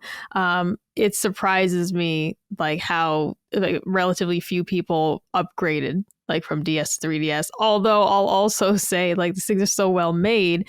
My best friend, she still plays her DS, still buys used games for it. Thing still works like a charm. Nice. And she never upgraded, didn't feel the need to. Of course, 3DS had exclusive titles, but she was perfectly content with the large amount of games available on DS. So, but it does surprise me just to see like how sharp of a drop off that was. Like, man, only because like you look at that and you're like, well, gee, yeah, the next one's gonna sell gangbusters, and I don't know, man, you're surprised by like the Wii U wasn't a surprise, because I wasn't hot on it myself either. All right, that one's not a surprise, but the DS to 3DS, that surprises me. That's a little surprising, yeah, because the 3DS is a great system too. So yeah, it is. Keep selling it, man. Nintendo, just keep making it. Keep that. You should have kept that eShop open, man. God damn it. You know. Yeah. Keep that shit open. I'll buy a 3DS for $150. You know. Yeah. Yeah. There's still games. I'm still finding games on it that I want for my own collection and that I haven't played yet. I still have a couple to get to, but it's like, yeah, I'm still looking at the 3DS catalog and saying, yeah, there's stuff in here that I want. Some of it's getting way too expensive. Of course, like you said, the eShop being shut down means like, yeah, physical or debauchery is your only option. But I am just like, yeah, there's still things on here that I want to play. That's how extensive the library was. So it is surprising still. Yeah. And I'll be totally down with just digital only libraries on the 3DS if you just reopen the eShop, you know. I'll just collect games on there, you know, no problem. Oh yeah, I mean there are things that I would buy for sure if I had access to that, because there are some games that even if they're not super expensive, it's just more than I want to spend if I'm not sure I'll like it. Like there were a couple obscure titles that came up when I searched like, you know, some must play games, but it's like, yeah, it's not that $80 is insane money for a kind of rare-ish game. It's that I don't even know if I'm going to like it, and then what? Right. I am actually pretty surprised to see the Wii U numbers, not only for the hardware, like I said, 13 million, but the amount of software it sold, over 100 million. That's pretty damn good. So people that bought a Wii U bought a lot of software on there, which is very impressive. We wanted to get something. They needed for nothing. desperate. We needed something, man. We needed something. I bought a Wii U for Bayonetta 2. I did buy Bayonetta 2 as well. Well, I should. Like I bought fucking Batman Arkham City Armored Edition. Yeah, that's desperation for sure. You know, no, like exactly. Like, because even the gems, like Captain Toad, for example, like legitimate like gem, but it's like that was like clamoring for this game. Like, yes, thank you, manna from heaven, right? It was basically like every game that looked good and that I could afford at that time was like, I'm going to try and get it, because there wasn't a lot on that system. So the blockbuster titles, I was like, I'm going to try and get them. And even on my limited budget back then, I'm going to try and get them, because there just wasn't a lot for me. Yeah, I was buying all the whack ass AAA shit that they put on the Wii U. You know, Batman Arkham City, Assassin's Creed 3, the first Assassin's Creed on a Nintendo system, the worst one. but I still bought it 100% completed it. I did all the fucking homestead missions in that game, anyways, because I just wanted to play the Wii U. I bought Call of Duty Ghosts on the Wii U. I don't think I even played it. One of my favorite Call of Duties, though. Don't knock on Ghosts. That's one of my favorite Call of Duties. I don't remember if I played it, but I probably did. But I bought every single game that you could try to buy on the Wii U, and so that number doesn't surprise me. But it is interesting again to see. So yeah. All right, guys, let's talk about what we're playing. Me and Gene talked a lot about this yesterday on Summon Science. So if you want more in-depth stuff on that, check out that episode. So, Micah, we're going to start with you. Yeah. You're playing Donkey Kong, we know. Yes. Why don't you talk about that? Yes. What's going on? Yeah. So I'm at the end of the game. I'm struggling a bit. Having a bit of a hard time. I'm going to be honest. I started to kind of fall out of love with the game with the Tempest lair, which is like the stormy lair, and you get the elephant transformation. I started falling out with the game around that point. I don't know. Maybe it's just because the level's so dark and stormy, but it's like I also just didn't love the abilities that you were. It was the first time that I was like, oh, I don't really like that ability, you know, and I just wasn't loving it. They also like there's a section where it's like the rain hurts you, so you gotta use a chunk of earth as like an umbrella. And it was just annoying though, because it's like I simply want to just turn my head and look to get my bearings, and it's like you're dying, you gotta pick something up, and it's like I just want to turn around. And it was because I realized the game really previous to that moment just felt just walk around and have fun, explore and you know, like avoid the thorns and avoid the enemies and just kind of walk around and enjoy yourself. And then you get to this point where it's like raining fucking lava and you gotta like pick shit up to use as an umbrella, and it's like I just want to turn around and look to like see where I'm going, and that's when I started to feel like I'm not having as much fun. I still was having fun, but not as much. And then I got to where you get the snake power up, and I really started to not have fun. So I liked some of their puzzles in there, and I liked that level better, but I did not like the ability. And as soon as I got it, I was like, I don't want to. I was like, oh, dude, it's Donkey Kong Country 2. The little snake rattle. I don't have a point of reference for that. You know, I don't have a point of reference for that. So I was just like, I don't love it. A big part of this too, I will say, is there is just some inconsistency in how the game controls. For example, there is a level where you gotta throw salt on like goop. And I would be standing directly in front of it, use the reticle to aim, and it wouldn't do anything. And then I would do it again and it would work the second time. That's weird. And I was just like, I mean, what the fuck is going on here? I'm literally just throwing an object at a larger object. You know what? I'll back you up on that. I was so frustrated with the salt throwing because it's a green goop, right? Yes. And you know, I 100% of the game. I collected all 1,000 bananas. I've collected all 696 fossils that you can collect. Some of these those fossils, the hardest fossils to get weren't the ones that were just like hidden away, but they were the ones covered in goop.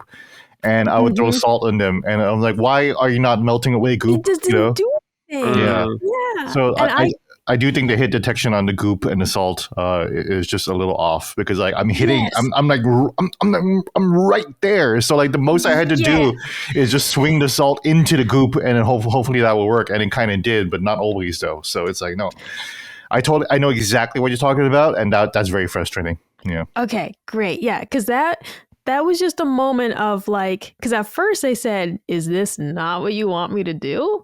But I'm like, but there's nothing else for me to do. And then I kept trying it, and then it would work. But it really was like sporadically it would work. And then there's a section where you have to do that quickly because you're on like a lazy river type scenario, and there's obstacles and shit. And so you need to quickly throw the salt at the goo, which hurts you. And it wasn't working, and it was so frustrating. And I was like, dude, like this is literally like the easiest thing. Like it has a big ass reticle and I'm aiming right at it, and it was just, I would watch it hit it and just do nothing. And so that's when I really started to get frustrated. Was in the feast lair. That's when I really started to get upset. It redeemed itself a little bit because a lot of treasure in there, and that was kind of fun. Like that level, like, to just go digging around is fun. But I started to get very angry, and that's when I really started to stink in of like, I liked my favorite like level was the one with all the big fruits. I think that's the resort lair. Yeah, and that was the last level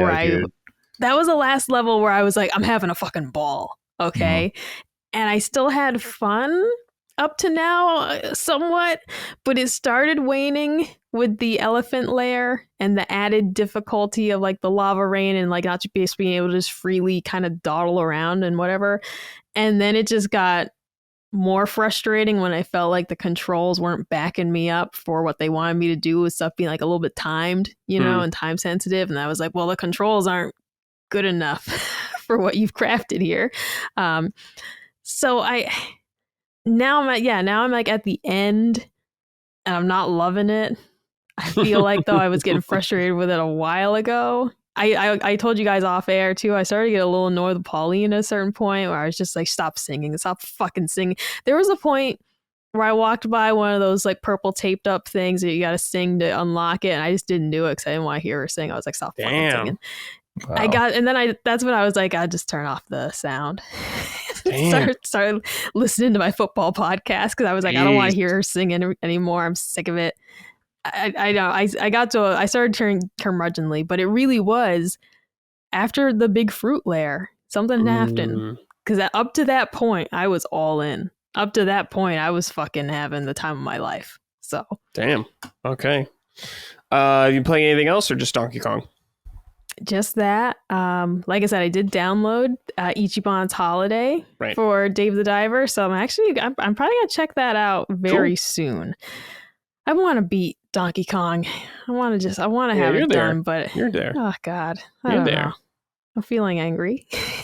Like you should have seen me last night at 4 a.m. and Colin's like, "You doing okay?" Because I was like, "What the garbage, cursing, man?" And he's like, "Are you all right?" I was like, "No." Were you dropping N-bombs? Is the question. There were no N-bombs. Not yet. But at one point, I was just like, you know what, man? And like I said, I don't know. I feel like we still got beef at some point with Japan, and this might be it. I feel like, USA versus Japan, maybe it wasn't resolved. Dude. Dude. Making me feel like we still got beef. Maybe they did this on purpose to me. Okay. Gene, we've been playing, you finished Ninja Gaiden Ragebound. I have not, but I've played quite a bit. We both really enjoyed it. Really fun movement. You went back and played on hard mode though yesterday. How'd that go?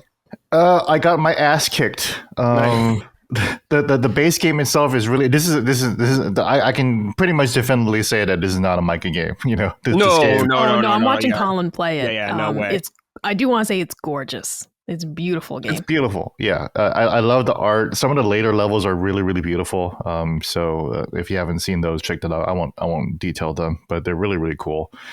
The base game itself is already pretty difficult. There is the other character Komori that has like a lot of platforming challenges. That's really, really tough. And that demands a lot of precision, like perfect precision towards the end. Like you can only really screw up like a couple seconds before you have to do it over again. And this is on the base game, and some of the bosses are really, really tough, man. Like their attacks fill the whole screen. There's different moves and like different ways you got to dodge and everything like that. Fortunately, Kenji, I was going to say Ryu Hayabusa, Kenji, the new ninja has a dodge roll, which this game kind of reminds me of Dead Cells a little bit, which is also, folks who've been listening to Punch Up have heard that I've been like I don't know if I need to be in the mood for 2D gaming. It's not that I don't like 2D gaming anymore, but it's like it's a bit of an uphill struggle for me to play a 2D game. That disappeared with Ragebound. I am loving Ragebound. It's so much fun, and it definitely was the exact kind of 2D game that I really wanted to play. And so was Dead Cells. Dead Cells is one of my favorite roguelikes of all time, along with Hades. I think I like Hades just a little bit better.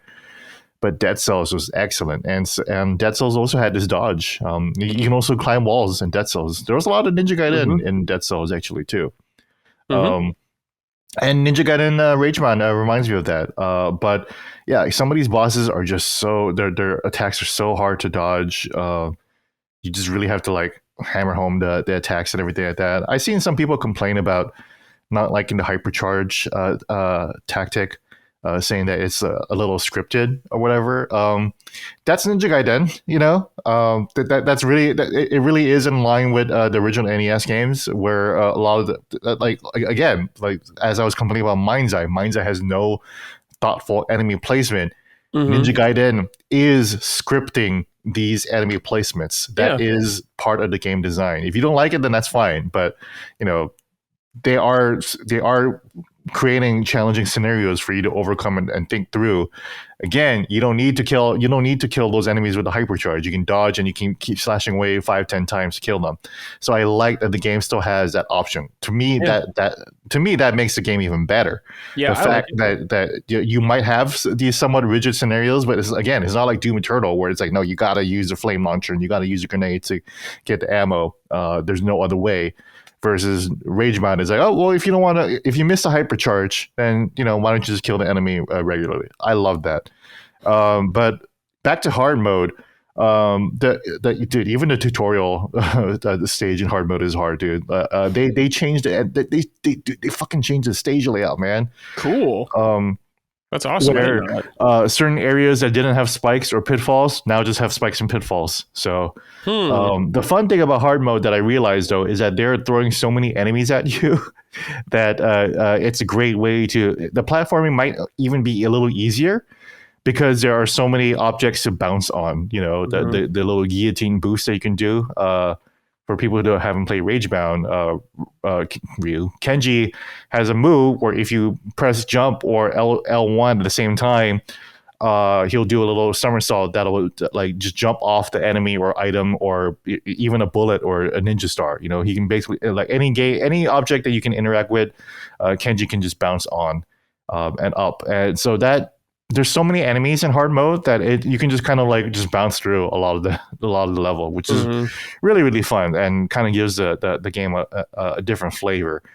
But that said, it's really, really freaking hard. So I was kind of looking forward to relaxing with Ragebound, and then I went back to normal mode to try to do some of the challenges. Those are still really hard too. So then I kind of tapped out of Ragebound. I was like, okay, I think I'm good. I'll come back to it this weekend, maybe. But beating the game itself was already pretty intense. So it's like, okay, I kind of want to just have a nice come down on Ragebound, and then I'll be up on the upbound of Ragebound soon. So, but I'll play it again soon. I'm still pretty hype on it. I still want to play it more. Thinking about it right now makes me want to play it more. So, fantastic game. Love it. I'm super excited for Shinobi. Shinobi is kind of more my speed because it's more combo centric. But Ragebound is, I think, a Ninja Gaiden game through and through. Wonderful game. Yeah, it's a great Ninja Gaiden game. Absolutely. I've been playing. Oh wait! Hold on, real quick. You got one more thing? Yeah. No.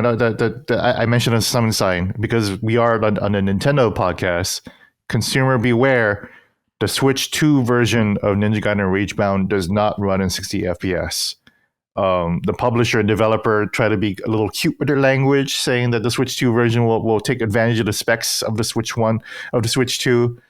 Because Ninja Gaiden Ragebound is just on the Switch 1. No, it does not, at least in terms of performance. Yeah, there's no native Switch 2 version of it. There's no native Switch 2 version, and when you play the Switch 1 version on Switch 2, it does not boost it to 60 frames per second. Right. It's still 30 frames per second. I still played it that way, but it is noticeable because the game is such a fast-moving side scroller that the stage itself is moving in 30 frames per second.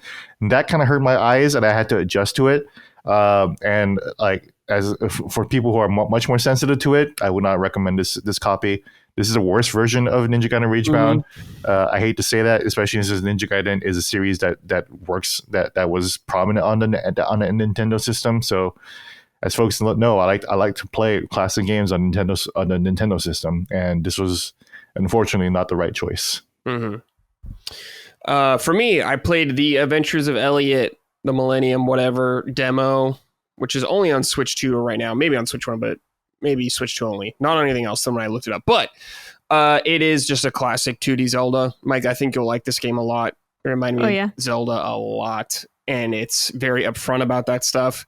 You got your bow, your sword, your bombs, you're blowing shit up like you did in the past Zelda games. You're going through, you're exploring an open world.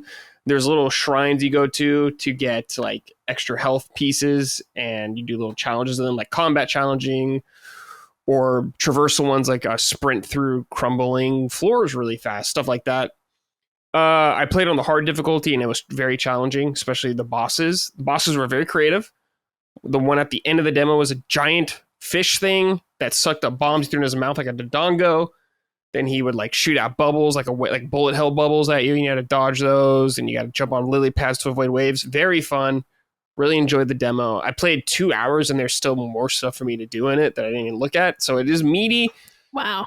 And it's not coming out until 2026 though. So I think this is like a feedback demo. They've done these occasionally with like the HD2D games. So if you are curious about it, go check it out. I really liked it, and it definitely shot up my list of games to be excited for. And I've also been slowly playing through Fantasia Neo Dimension still. I am now at part 2 of the game. It's divided into 2 parts, kind of, or it was on iOS. So now I'm in the second half of the game. And it's great. I really like it. It's super fun.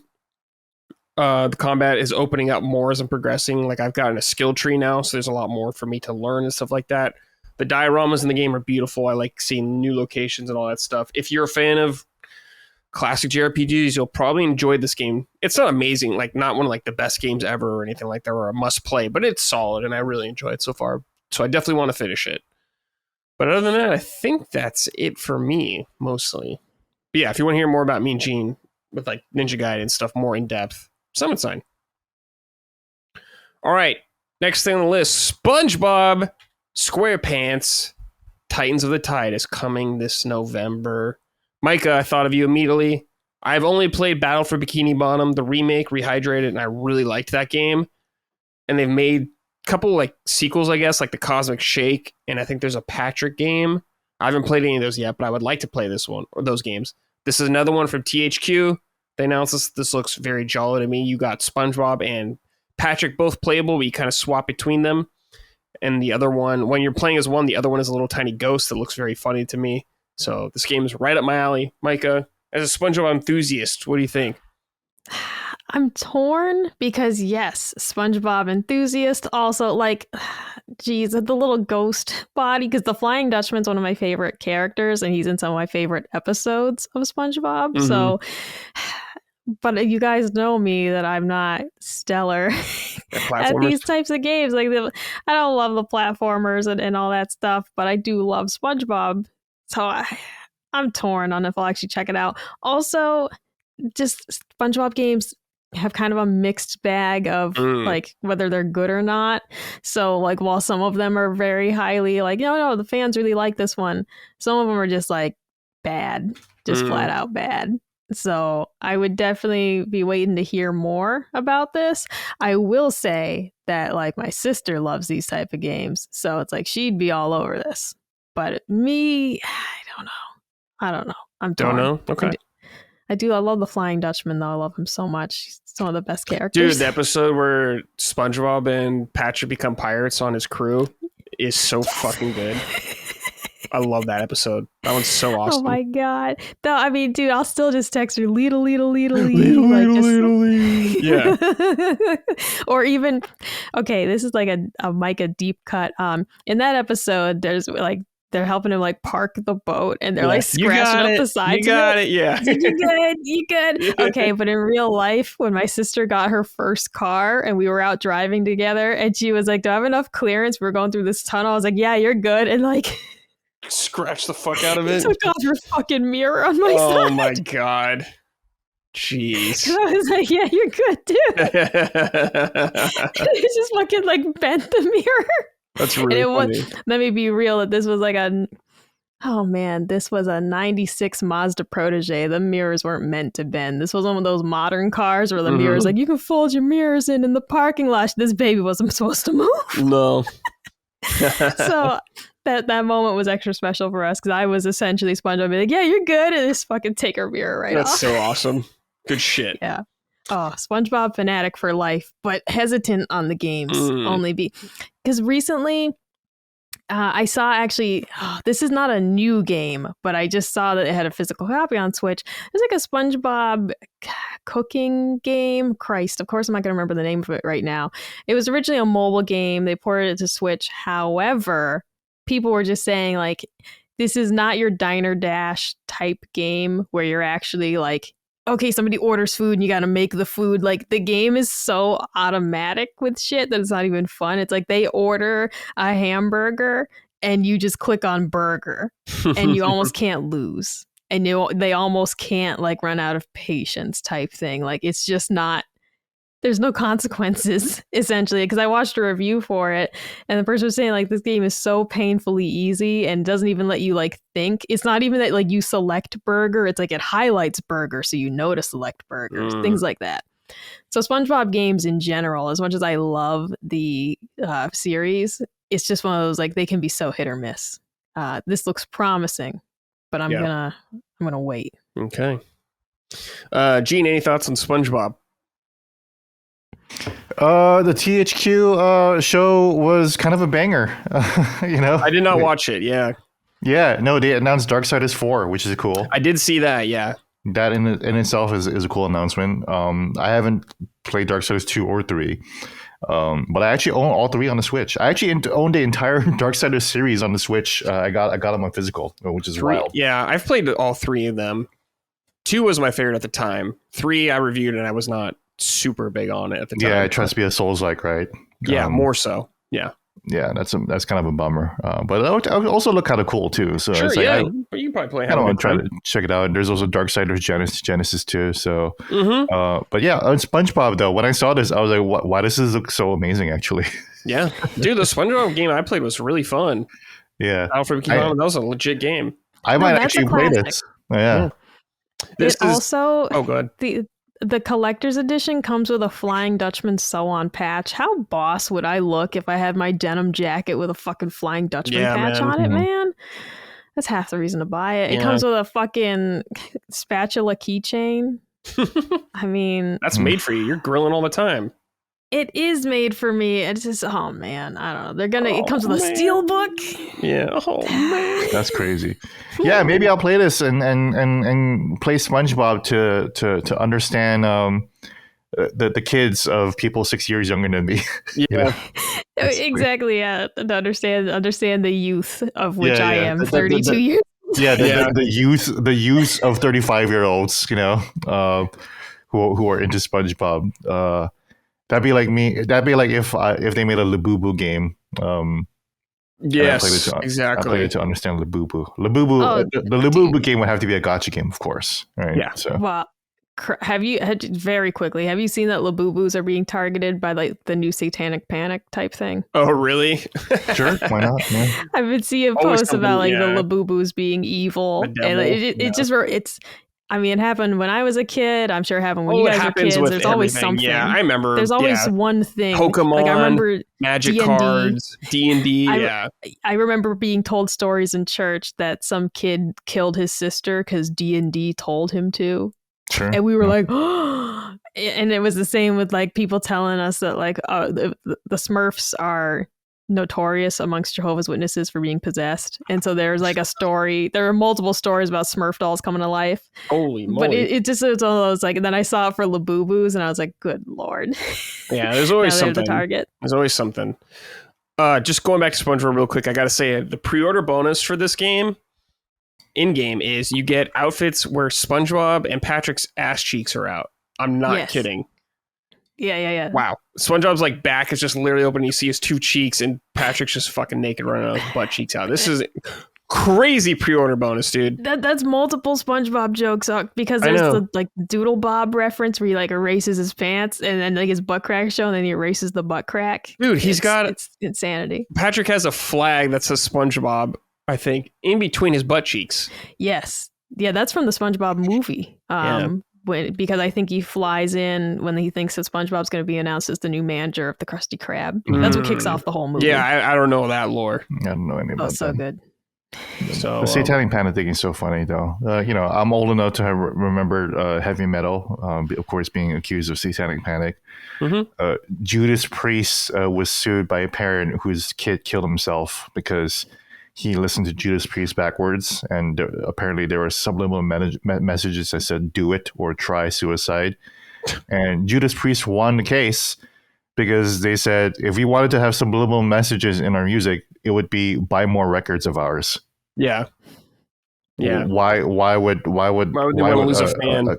Why would a company that's looking for more fans are telling fans to stop being fans by stop existing? That doesn't make any sense. No.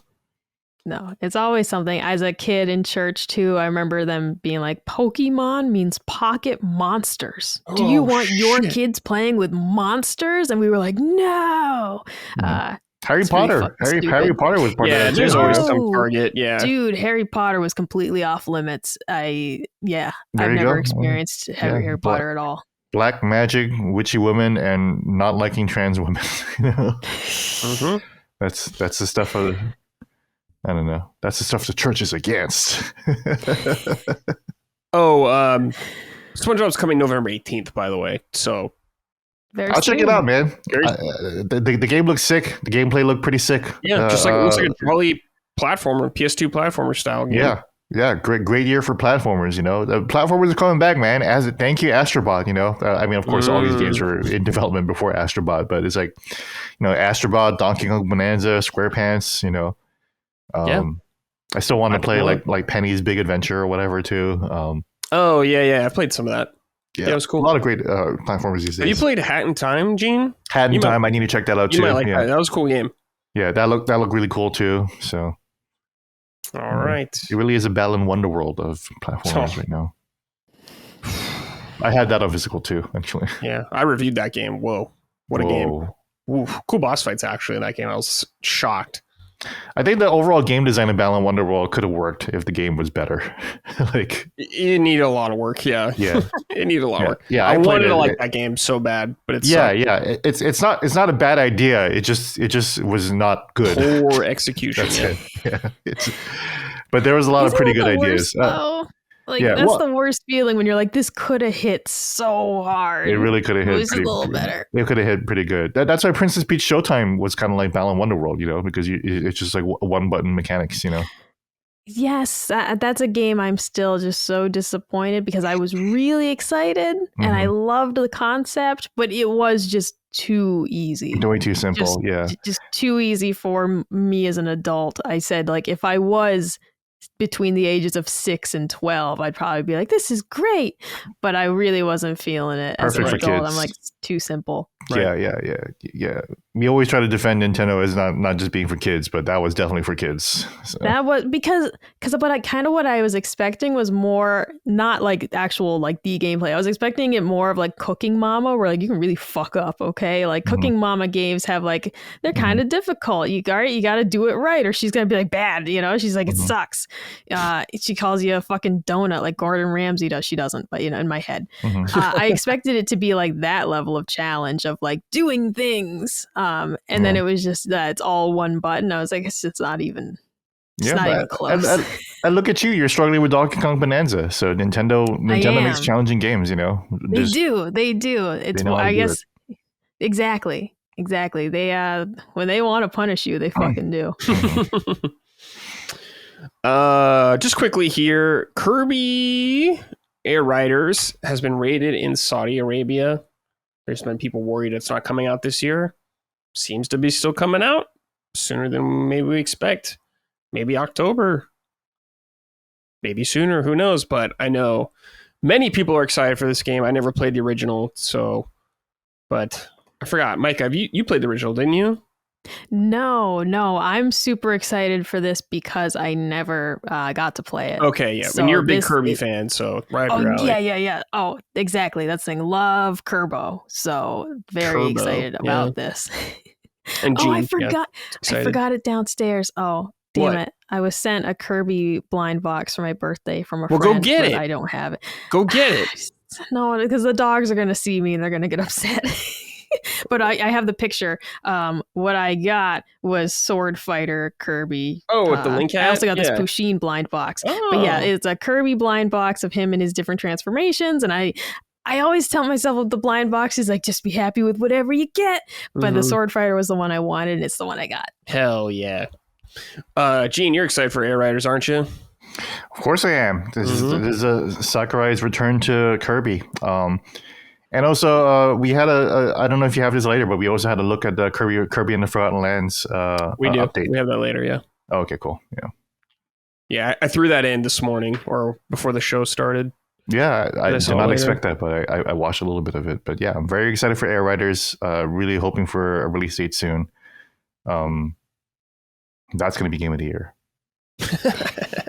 That could be game of the year. That could be I'm way better than excited to Donkey try it Kong. out. Who knows? It better be Yeah. fucking good, all you guys telling me out there. I'm going to get pissed at all of you, so don't fuck it up. All right. Next. This one's from Micah. Metroid is still coming this year, Nintendo's reiterated. Nintendo put this out themselves. Fan Expo Canada attendees will have access to play the latest and upcoming titles on Nintendo Switch 2. Nintendo of Canada is inviting you to visit the Fan Expo in Canada, Expo Canada in Toronto, Ontario, to check out the latest and upcoming games for the Nintendo Switch 2 system.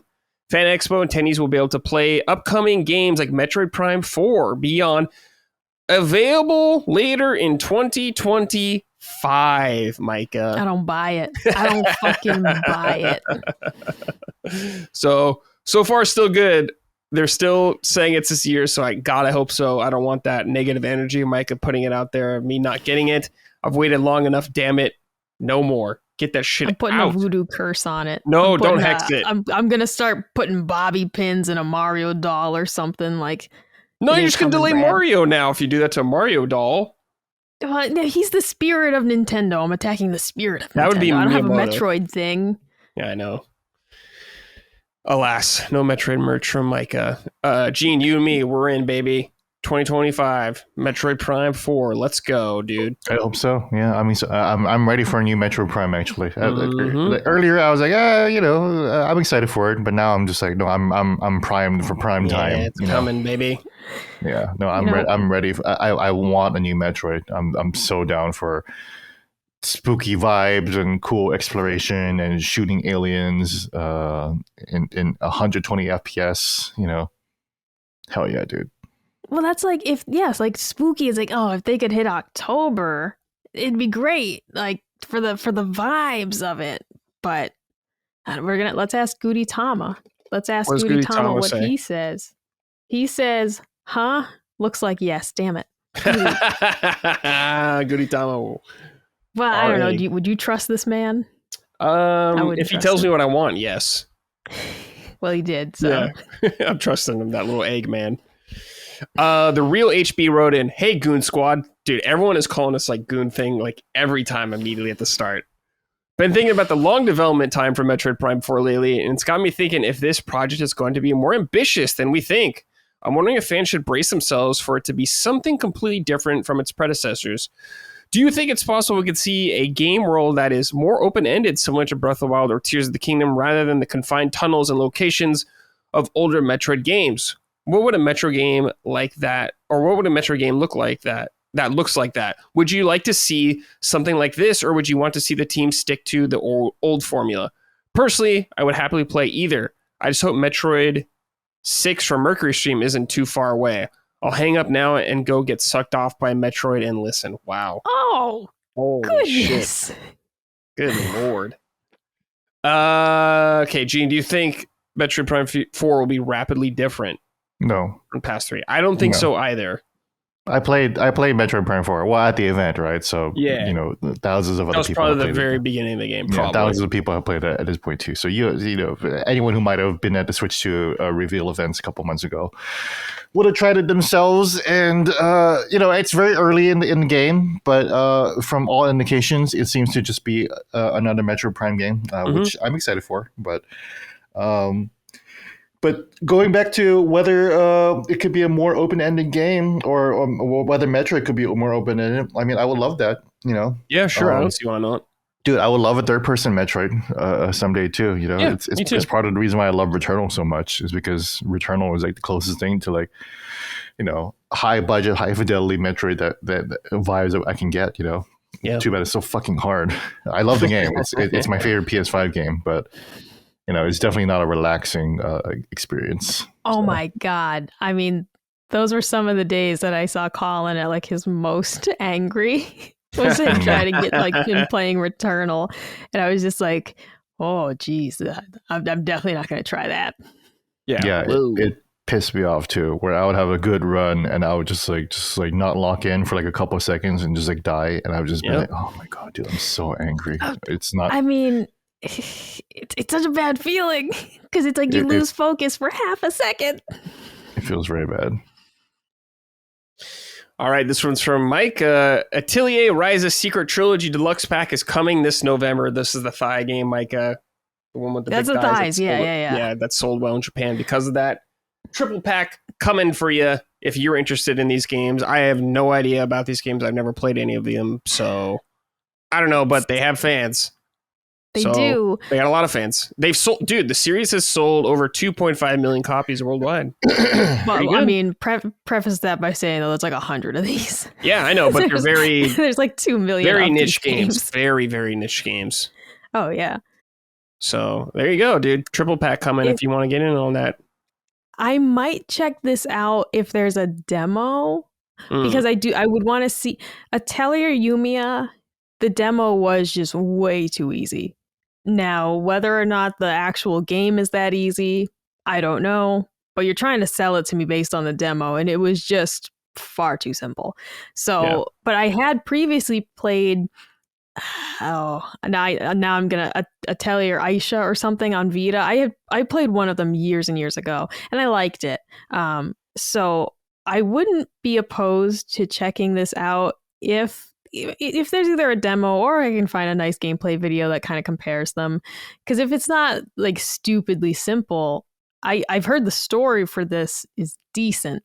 Now, it's hard to get good reviews because half of them do just mention how thick her thighs are, okay? Mm-hmm. But if there's even a couple of them that say the story's all right, I'm not opposed to these games. I just thought Yumiya was just too simple. There you go. Maddie likes Yumiya, I think.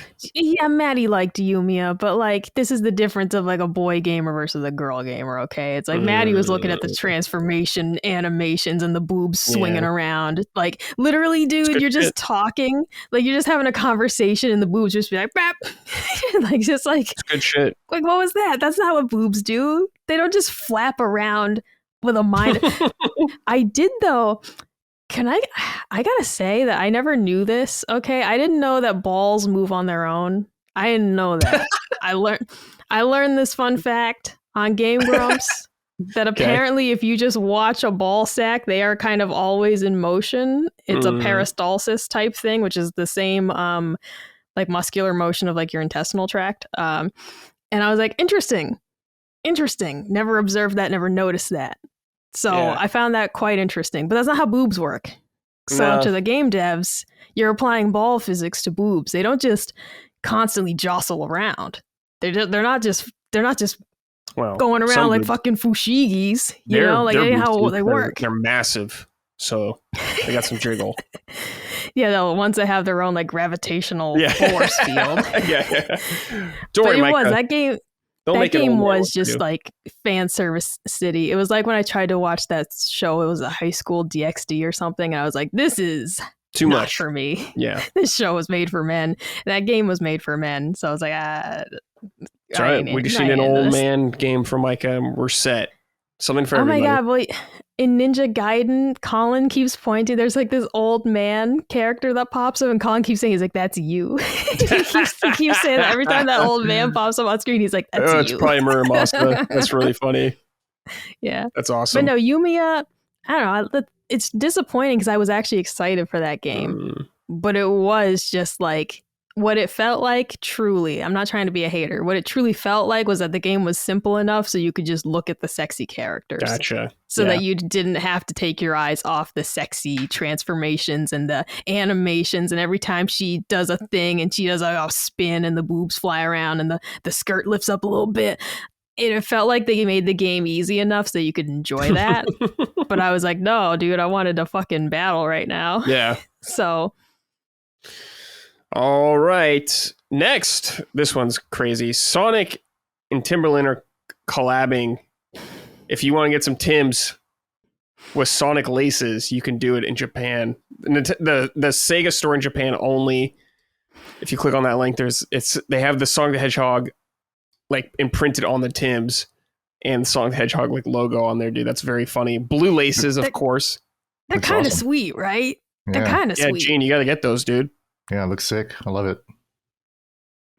All right, listeners, help Gene get those. You could look like Enron the Dragon. So, if you want some Sonic Tims, there you go. I kind of do want the Sonic Well, Tims. go I used get to 'em. wear Tims. Get him, dude. Once upon a time, I Me used to wear too. Tims. Me too. Tim's were my shoes. College and early early 20s.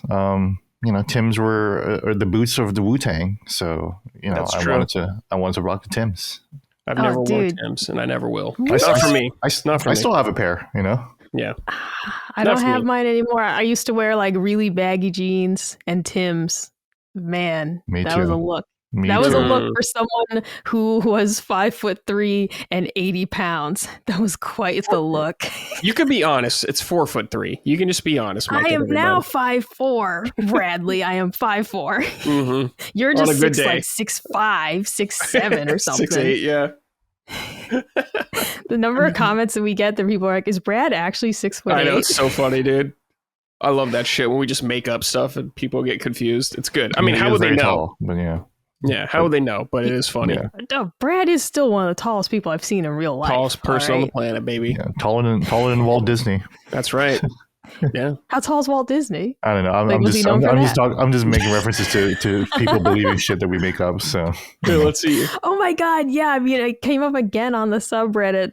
They're like, Colin spoiled the ending of Liza P. He was talking about the Walt Disney ending. man, I really do think that like a small number of our audience has a really hard time picking up like humor or like at least our sense of humor. Yeah. Like I mentioned this on Summon Sign, but I've been busting Colin's balls on this show for the past few weeks, and a lot of people are very supportive of it, which I love. I think that's great. Thank you so much for your support. But also, if the audience is supporting it, it must mean I must be doing something wrong. So I will now stop attacking Colin for things because the audience is rooting for it. If you want blood, I will not provide it. No blood for you. Yeah. We're just fucking around, everybody. Yeah, and yeah, we're totally just fucking around. So Walt Disney's height, 5'10". There you go. Oh, there you wow. go. Yeah, pretty 5'10". tall actually. Pretty tall He's guy. a short little bitch. No, I mean, Yeah. 6 foot, dude. Come on, Disney. No, I'm just kidding. I know nobody on Tinder would swipe right on that. Yeah. Not 10. Yeah.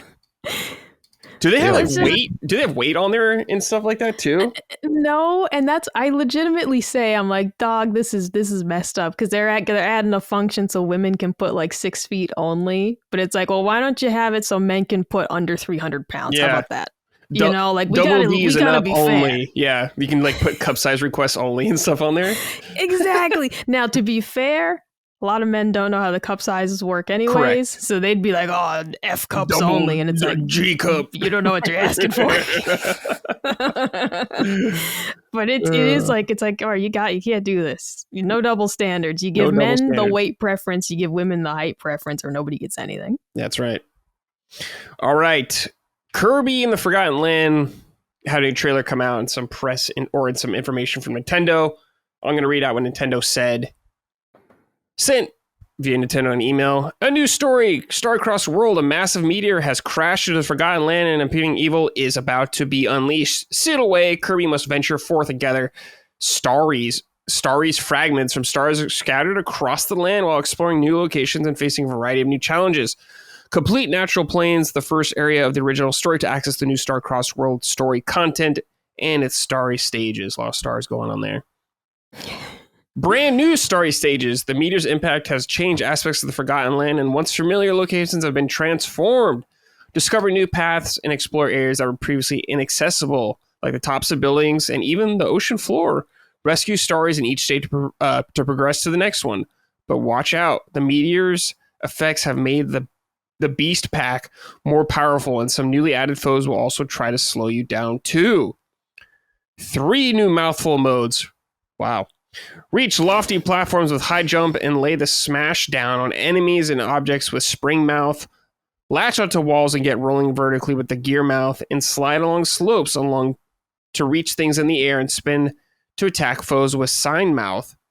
New activities. Collect starry coins in each stage and spend them to acquire new figures from astronomer Waddle Dee. You can also head to the Coliseum to test your might, or metal, not to test your might, metal in an extra tough boss rush, the Ultimate Cup ZEX.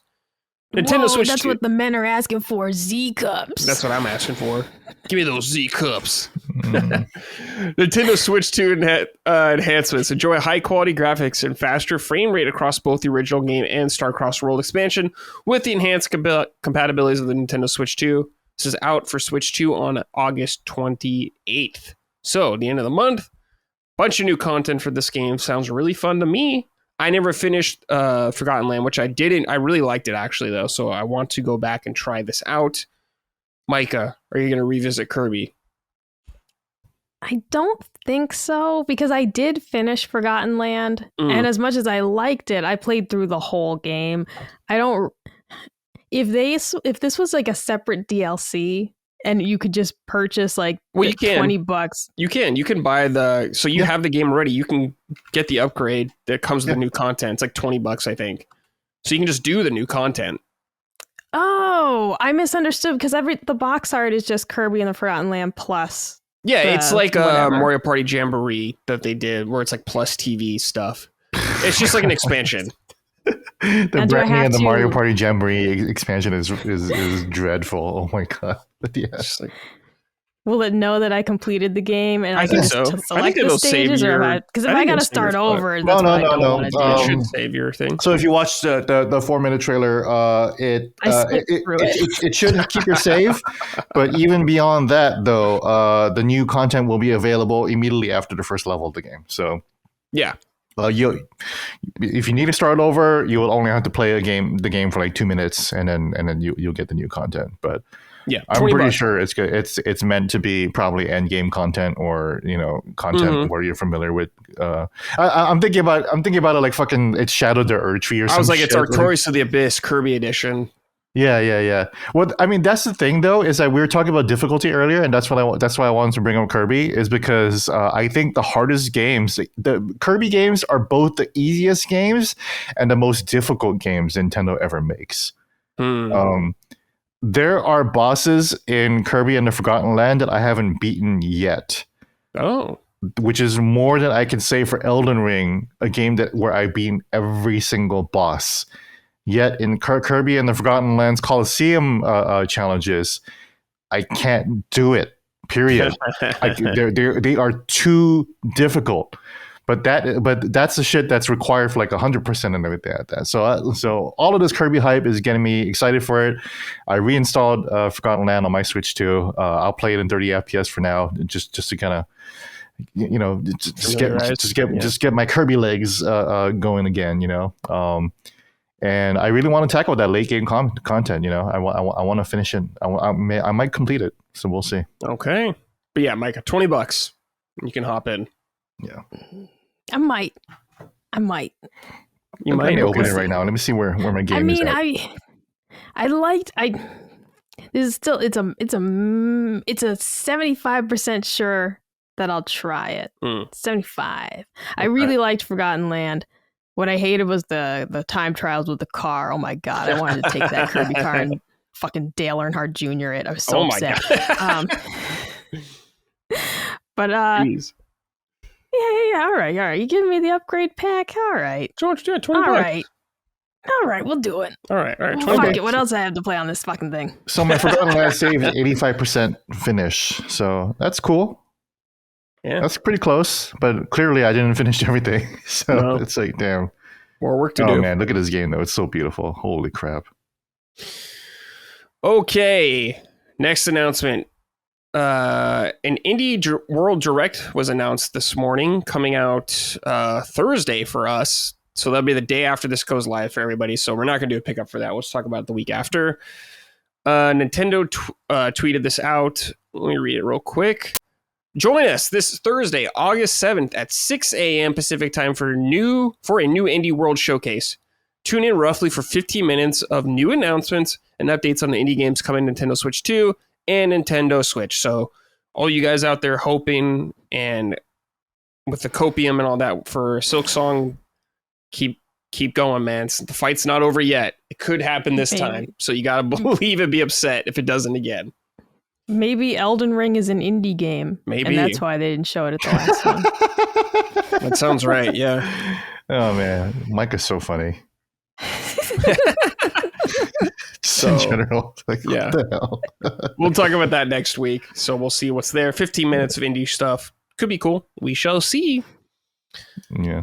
All right. And also, speaking of Micah's funniness, I'm really glad that people like really thought last week's episode was funny because, like, yeah, Oh, dude, same. yeah, yes, the thought of it just again, like, I don't know if I mentioned this, but when Micah says the N word, she says it very, very naturally. Like damn, the hardest R. That came out smooth. No. No, it wasn't a hard R. It was the Clanka, the Clanka variant. The Clanka version. Gotcha. Yeah. But yeah, it sounds great, and you'll never hear it. So, I might, but yeah. Yeah, I haven't heard it yet. You gotta bust that out one time for me, Micah. I know. Yeah, well, as long as we have timestamp, be like, Dustin, bleep this out. Yeah. Like, I'm laughing just thinking about it right now, man. It's great. Yeah. So, like, I'm really glad that everyone, the whole world seems to be laughing at the thought of it, and it's great. It's as funny as you imagine it is. So. Also, final quick news story here, just really quick. Dragon Quest III HD-2D got a Switch 2 update, which is very nice. So it has like improved frame rate and stuff like that. So if you are looking to play it on your Switch 2, there you go. A little cleaner version there for you out there. All right, and let's end the show with some write-ins from the audience. If you want to write into the show, go to our Patreon at patreon.com/lastdaymedia. I post a thread for this show every Sunday, so keep an eye out there. This is from Raisin. Good day, punchers. From 2003 to 2006, Nintendo sponsored a touring rock music and video game festival called the Nintendo Fusion Tour. The festival provided attendees the privilege of seeing the upcoming bands like Evanescence, My Chemical Romance, Fall Out Boy, Panic at the Disco, Anberlin, Hawthorne Heights, Plain White Tees, and Lost Prophets. Yikes. Games like Soul Calibur 2, Mario Kart Double Dash, Super Smash Bros. Melee, WWE Day of Reckoning 1 and 2, and The Legend of Zelda Twilight Princess, Resident Evil 4, Tony Hawk's American Wasteland, and Nintendogs were all playable throughout the 4-year run of Nintendo Fusion Tour. My question is, what artist would you book for a hypothetical 2026 Nintendo Fusion Tour? I'd book Knocked Loose, have a can't wait to play Kirby Air Riders after getting my shit kicked in during the Knocked Loose set kind of day. All right, we have a Nintendo Tour, Fusion Tour. What artists we want, Micah? You get to pick one. Well, you each pick one. Jeez Louise, I don't know any current music. You can pick anybody. It's fine.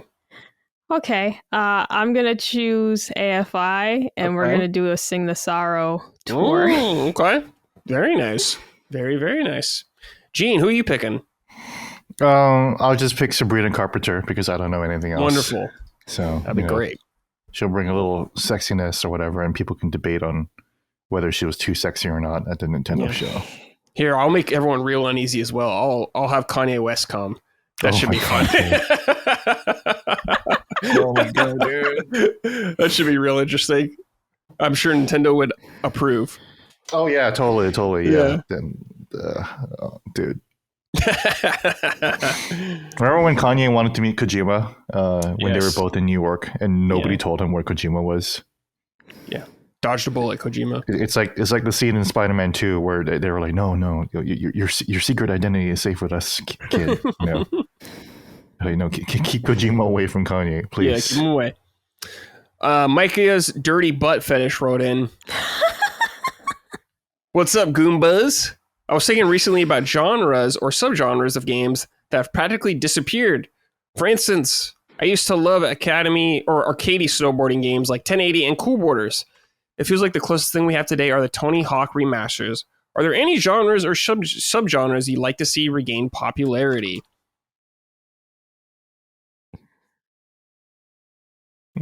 No. Oh, yeah, no, I got one. Yeah, what's hunting games. Hunting games, okay. Here's the thing. The Cabela's games were always ass. Yeah. They were fun for what they were, but they were terrible, objectively so. But I'm sad to just like, I mean, where are they now? Mm-hmm. Give me some sort of actually good hunting game. The best hunting game ever is Red Dead Redemption. Like, that's the fucking best hunting game in the world. It is a great game for hunting, it's like, I would just literally, dude, like my friend Matt and I would go online together on like original Red Dead, and we'd go to Bear Claw Camp because online it spawns bears like crazy, and we'd go like try and fist fight the bears and shit. It was amazing. Like it was just so fun. Just really well done in terms like in the actual like base game, not the online, just going to the different parts of the map and observing the wildlife, and they each have their own territories, right? Like it was awesome. And so I would go fucking hard for a really good hunting game, but I feel like Cabela's has so soured people on them that I don't know if anyone's even like, let's try and make a good one. It's just like, who gives a fuck? Cabela's ruined these for years. Yeah. Gene, any genres you'd like to see to come back in popularity, at least? Yeah, hot take, man. I want to see FMV games come back. Oh, okay. Yeah, it's so fucking expensive to film games, right? Wasn't there one that just came out with like Ben Starr and? Oh yeah, Dead Take. Yeah, Dead Take. Is that like an FMV kind of game? I think so. Yeah. So that's interesting, right? Exactly, and that's by Abu, who made God, I'm forgetting the name, but he Tales of Kinzao, right? Tales of Kinzao, yeah, or Tales of Kinzara. I forgot what it was. Yeah. But anyway, yeah, you guys, I think it's Tales of Kinzara. And he did a Sacred Symbols Plus with Colin, which was very good. True. And they talked about racism, which is awesome. And Dead Take seems. I'll check it out. I'm fucking tired of seeing Ben Starr everywhere, man. So that's kind of like why I'm just like I think I'm good in this game for a while. But I'll check it out because it is exactly the kind of game that I want to see more FMV games. It's $15. And I'm sure he made that game because it was just cheaper to film these actors versus molding them in Unreal Engine, and then all of a sudden the budget has grown to $15 million. Or you could just have a camera and shoot them and film it like a real cinematographer, Yeah. I think the genre, I think the medium has matured enough that we can actually start reconsidering having directed FMV, because like the FMV games of back in the day, they were horribly made. We have one of the premier directors of shitty FMV back in the day, David Jaffe. Twisted Metal was mostly FMV, right? And he would say himself, like, we didn't know fucking anything about making movies. It was just a garage and a blanket and some shitty, Halloween clothes, and then we made the whole movie. But now the games industry is mature enough. Maybe we can go back to FMV, telling those stories again, and then going back into game graphics. Look at Alan Wake 2, man. Yeah. Alan Wake 2 looked fucking awesome, and it was constantly going between FMV and game graphics, and I never felt unimmersed, Yeah, totally. Man, Twisted Metal. And a cool one from like 10 years ago. I liked that game Late Shift. I know it got like very mixed reviews, but I liked it. Cool. I still think about it. Cool. So it couldn't have been terrible. I still like pop it into my mind every now and then. Like, yeah, I liked that game. Yeah. And here's an idea. If the Naughty Dog is trying to save money, right? Maybe The Last of Us Part 3 is going to be so expensive because like The Last of Us Part 2 was like $200 some million or whatever to make. Just make Last of Us Part 3, but then use the real actors. It's like why does Joel have bleached hair and he's like this skinny Texan guy all of a sudden in this flashback? I don't know. That's Joel though. Doesn't it sound like Joel? No, why is Ellie suddenly this 40-year-old like white woman? She looked like that in part 2 anyways. Yeah, exactly. So, why is Abby, like hot all of a sudden? Laura Bailey, Abby's always been hot, but you know what I'm talking about. So. I don't think Abby's attractive at all. I think Abby's hot. She's cute. I don't know if she's like hot, like she's not like Sydney Sweetie hot or something like that, but I think she was pretty cute. Dude, she got her cheeks clapped in that game. I was like, oh. Hell yeah, man. Can I? Oh my God. No, dude, like, I really was, like, I get to that part of the game and I was like, this is just not what I want to see. Like, I didn't want to observe that. Of all the people in the world of like, I could observe them doing the deed, Abby was not on the list. Yeah. No, thank you. No, thanks. I'm with Micah's dirty butt fetish here, though. I love the idea of these extreme sports games coming back. 1080, cool borders, all that shit. Love those games. Super fun. So bring them back. Well, we're getting Skate coming back, but apparently everyone who's played it said it's very bad. So that's a great sign. Or just arcadey sports games in general. I think the partner direct had NBA League or whatever like that. Like, yeah, awesome. Look at that. I want really just quick arcadey sports games. NBA Jam, what like dominated the industry for a while, but now we just get 2K simulators all the time. Yeah. Oh, exactly. NFL Blitz for GameCube. Yes, NFL Blitz and NHL Blitz also, the hockey game, right? Oh, that was did they have NHL Blitz? I remember Gretzky 3D hockey was like that version. There was an NHL version of that too. Yeah, I forgot. Yeah, those games are sick. Road Rash, which was also the FMV game. Oh, dude, Road Rash was amazing. Hell yeah, dude. Yeah, I remember playing Road Rash a lot on Genesis. They bring back Jordan versus Bird 1-on-1. No, oh my god, dude, that'd be so hilarious. And I filmed them as FMV, these 6-year-old NBA players. This is from Eugene Aka. Good day, Donkey Punchers. I hope all is well in your Mushroom Kingdom. How many of you currently utilize the Nintendo app, and do any of you regularly listen to video game music away from gaming? I'll eat this poisonous mushroom and listen. No, don't. All right, Nintendo app. I don't utilize it very often at all. Gene, what about you? I actually do check it every once in a while, not every day, because there's not a lot there. But it's something cute to look at, and I have it nearby. Like, if you're pooping, you need something to look at. Sure. Yeah, and it's by my Snapchat. So like, as I'm checking my Snapchat, I'll check that too. I do listen to video game music away. Sometimes I'll buy the albums. The Nier Automata soundtrack is definitely always on my spin list because it's such a vibe, and I never ever get tired of hearing that soundtrack. Period. Ever. It's like my favorite soundtrack ever in a video game. I was actually listening to Expedition 33 music for a little bit too earlier this year too. Because some of that shit was a pretty good vibe too. I wish Mario Kart World would come out, because that would be incredible. Nintendo being Nintendo, it just doesn't do the obvious move sometimes, So Mario Kart World, please, on the Nintendo Music app. You'll actually get a lot of users using that, I think. But I agree. I guess they're saving it for what? I don't know. It's a free app, dude. Yeah, let's go. It's a free app, man. Just keep using it. Yeah, Micah. I assume you don't use the Nintendo app, correct? No, I have the apps, and they're on the last page of my phone app list, the illustrious last page. No, I don't really. What am I doing in there? What do I got in there, Brad? I don't listen to music when I'm playing the game. All right, so like, what am I doing? I know you're a podcaster. That's what you usually listen to when you do stuff. And not 100% of the time. I started Donkey Kong Bonanza. I listened to the music for a long time. And then it got a little grating. Okay. For game soundtracks, I listen to them all the time. Like I was listening when I was putting together this show last night. I was listening to the Final Fantasy XI soundtrack. That shit goes hard. Shout out. So there's so many good game soundtracks out there. I have one CD in my car, and it is the Dragon Quest VIII soundtrack, and that's it, dude. A Japanese import. And it's not the orchestrated version, so it sucks. I'm just like, fuck. That's all you can buy, though, at the time. All right, this is from Mr. I'm Your Lawyer.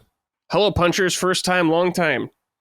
Now with the release of the Switch 2 and the killer app known as Donkey Kong Bonanza, what are your 5 favorite first-party Switch games? No particular order. Just curious. Thanks for making my grocery runs enjoyable.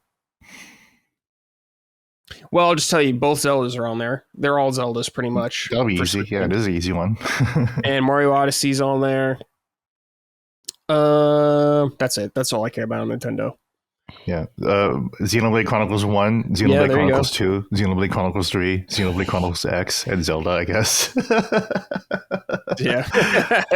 That's pretty much it. I mean, if I wanted to space it out and not include any Xenoblade Chronicles, Luigi's Mansion 3, Zelda, of course, one of the Marios, right? Yeah, I'd have to look at my games. Yeah, I do love Mario 3D World, so I think it's up there. Kirby's Forgotten Land. Dude, I mean, there's so many to choose from. Like it's countless. You can have so many different variations of a best of Nintendo game list. The Switch was a magnificent console. You know, it's still my favorite console of all time. It had the best games. You know. Micah. Oh yeah, I mean, I'll add Zelda Echoes and Yoshi's Crafted World. Echoes. I am the type of person though that if you ask me like, what's your favorite movies, and my mind immediately goes blank. So as soon as this is over, I'll think of 10 more things. But those two were the first that came to mind of like, well, I'm thinking of favorite Switch titles. Yep. Zelda Echoes really surprised me with how much I liked it. I can't like overstate how much I was like, wow. I was like trying this out like optimistically of like, I might finally vibe with a Zelda-ish game. And I really, really loved it. And it like very quickly became a favorite. Good. Excellent. All right, this is from I'll put like a Fire Emblem on there. I guess like a Fire Emblem. I don't know. I'll go 3 houses over Awakening. I'm not Engage. I mean, Awakening's the absolute fucking best. But I'll go 3 houses over Engage, I suppose. All right. This is from Tundra Boy. Greetings, armpit gooners. What? How are we feeling about HD-2D these days? When Octopath Traveler was first revealed, the art style blew me away, but recently we are seeing a lot of the games use the same visuals, and with Nintendo Direct ending on another 2 titles in the same style, well, I think I'm getting a little fatigued on HD-2D. Perhaps it's because most of the games using it are some form of turn-based JRPG that made it a little too samey. I see people dream about Chrono Trigger in HD-2D, but I can't help but feel that at this point, that wouldn't bring the heat it once would have. What do you gooners think? Are we over this art style, or are you all in on Chrono Trigger HD-2D Remake? Also, have you seen Pauline's Arrow outfit in Mario Kart World? She got the whole muffin factory back there. Drooling emoji face. Wow. Goodness. Tundra Boy's a real freak. I know that. I have not seen this new outfit. I guess I have to Google it. Mm-hmm. Yeah, careful when pictures Micah shows you. Easy there. Retire HD-2D. What do you guys think? No. Okay. No, it's fucking wonderful. There's They're all one. It's like, I don't know. It's like, oh, it's samey because it's all like turn-based JRPGs. It's like, go look at a fucking Dark Souls-ish type game, and they're all dark and gory and crusty and grimy. Are we sick of that? Are we sick of horror games being dirty? It's like, it's just one of those, it kind of just goes with the genre. I'm not. You know, are we sick of Final Fantasy having pretty ladyboys in it? No. We ain't sick of that either. It's what it is. Yeah, they must be so pretty. you're either. It's okay. It's like you're either down for it or not. But it's like, oh, I'm definitely not sick of it. Definitely not. As soon as I saw Octopath Zero, I was just like, boy, howdy, we got ourselves a game here. Boy, howdy. Yeah, we actually. Go ahead. Oh, no, go ahead. No, go ahead, Mike. I'm sorry. I was just gonna say, like, there's not a single part of me that is sick of this aesthetic at all. The lighting, okay, the fires in the Octopath 1 and 2, like. Just one of the number one things is like the snowy area of the game, and just like the fire and the windows at night. It's gorgeous. It's gorgeous. I could never be sick of it, but it truly is just like, I just love this art style. I love this aesthetic, so I'll never get sick of it. And if you're a fan of the Souls games, you're probably not going to get sick of those either. Yeah. What do you think, Gene? Yeah, Brad and I talked about this a little bit yesterday, but no, not at all. Not at all. I'm sorry. I'm not sick of it yet. Yeah, I think it still looks great. And Michael brings up a great point. I'm not sick of Mario looking cartoony. Like, I'm not sick of Zelda looking cel shaded or whatever. It's just an art style. If you're tired of it, then just don't play it for a bit. I will say I don't want all of Square Enix's like smaller RPGs to necessarily be HD-2D. Yeah, I would like them to experiment more, but like I don't hate the art style at all or anything like that. I just want more diversity, I guess, the art styles. Yeah, like I Am Setsuna or something. Yeah, exactly. Yeah, exactly. And like, imagine if Ninja Gaiden Ragebound was HD-2D, then I'd be like, okay, I'm a little sick of this. And Ninja Gaiden Ragebound didn't need it, right? I'm really glad that Ninja Gaiden Ragebound looks the way it does. Very pixelated and everything. I'm glad that Shinobi Art of Vengeance looks very stylized and very like hand drawn art. So there's a lot of games that are 2D that just don't do this art style. It's just Square Enix. They kind of innovated this art style. So and it's popular. So I don't see any reason why they should do it. But I'm definitely not sick of it. As Micah said, I just booted up Dragon Quest III as we were talking just to see the Switch 2 improvements, and sure enough, runs like 60 FPS or runs really smooth, and the lighting looks really, really good. So those little like maybe Octopath Traveler 1 like flakes that Micah missed out on, that's not missing in Dragon Quest 3, at least in HD2D. So it looks great. The lighting looks fantastic. I came out of a nighttime area and the windows were just flickering, and the lights are flickering. Yes. It looks so cool.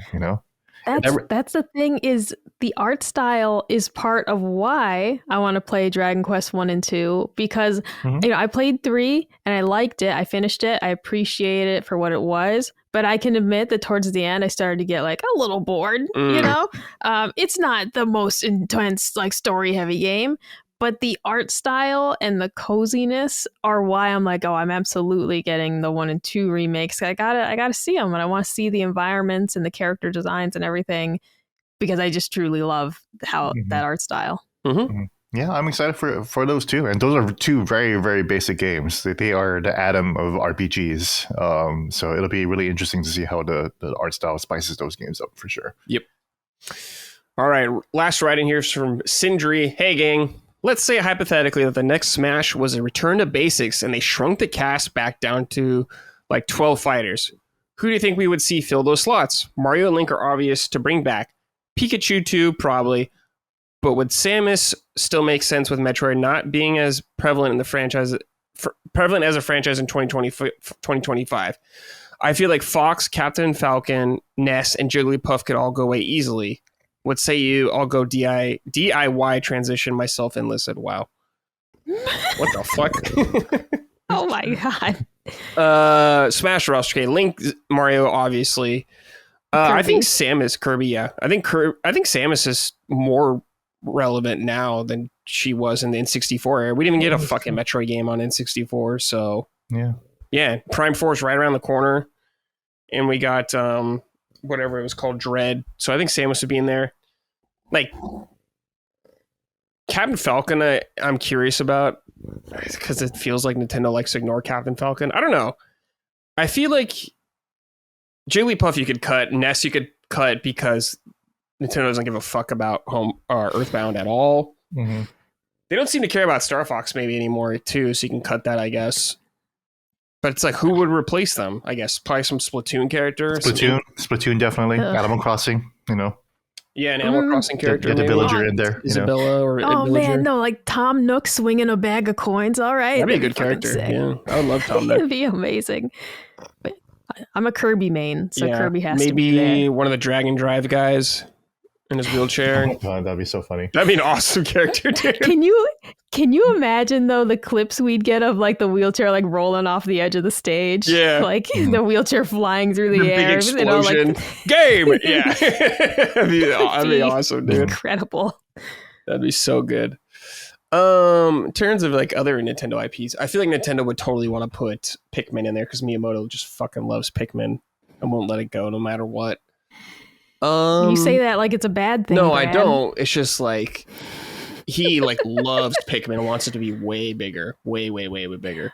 It should be. I was part bigger. of the problem. It's I didn't see bigger. the light until This is not recently. the GameCube era anymore. It's my fault. It's your fault. You didn't play when it. I played Hey Pikmin on 3DS, I was like, "Holy shit, this is really good." I had no idea. I can't really think of anything else off the top of my head. Donkey Kong, of course, would be in there, 100%. And yeah, I don't know. What about you, Jeannie?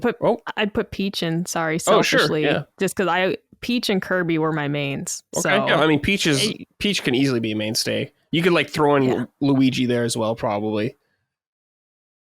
But I don't know, Gene, anyone you think would be great for it? I don't know. Yeah, you kind of stole my thoughts. I think Splatoon would be an easy one. Xenoblade because and Shulk is great. having Noah and Mio from Xenoblade 3, Mhm. you know, that'd be great. You know? No, just one Xenoblade character. You don't need two. Just one. All of them. Pyramid, Just one. all of it. Just See, one. and Xenoblade is cool just because like Shulk has the cool sword, you know, because when you think of like when Monado. someone says, oh, well, it's like, oh, and Samus maybe isn't as relevant. It's like, but she looks badass, Mhm. right? Like, setting that debate aside, she looks fucking awesome in a battle game, okay? Mhm. So if you're partially going by like what makes a cool looking roster, it's like, Yeah. oh, dude, Shulk with the sword. Hey, what Monado. if the new Smash just starts with non-traditional Nintendo characters? You know, the first 8 aren't Mario and Pikachu, but it's like Noah from Xenoblade 3 and, you know, That would be very strange. what's her face from Splatoon and Villager from whatever, and the You get- Pikmin, you know. Yeah. Some Fire Emblem dudes thrown Yeah. in there. We got We Marth. don't need more Fire Emblem characters. Yeah, No, yeah, just- Shut your mouth, They have like Bradley. 50. yeah. Settle down. And a Twintel from ARMS, right? Mm-hmm. Finally have a all black just ARMS woman characters, yeah. on the roster, you know. And Twintel's hot, so you know no one's gonna Oh, complain. dude, she was such a cool character. Dude, she's so gorgeous. It's ridiculous, you know. No one gives a She was shit so about strong. ARMS though anymore. I know, but that was their folly, Brad. If you just could have seen Min fighting, if you just could have seen it, I did see it.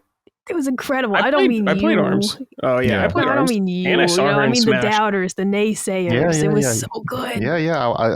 You're making me want to reinstall ARMS again, man. I miss playing that game. You know, that's It was the next fun. stream idea. We're gonna play ARMS.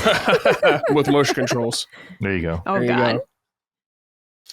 And the leg strap control on there too as well. All right. That's it, everybody. We're done. We appreciate it. Thank you guys for listening, watching. Before we go, anything else you guys want to say? Or should we just get on out? I'm gonna go make my homemade salad dressing, and I'm gonna get a big salad night going. Cool. All right. Gene, anything from you? No, I worked all weekend, so I'm looking forward to just relaxing for tonight and you know just hanging out.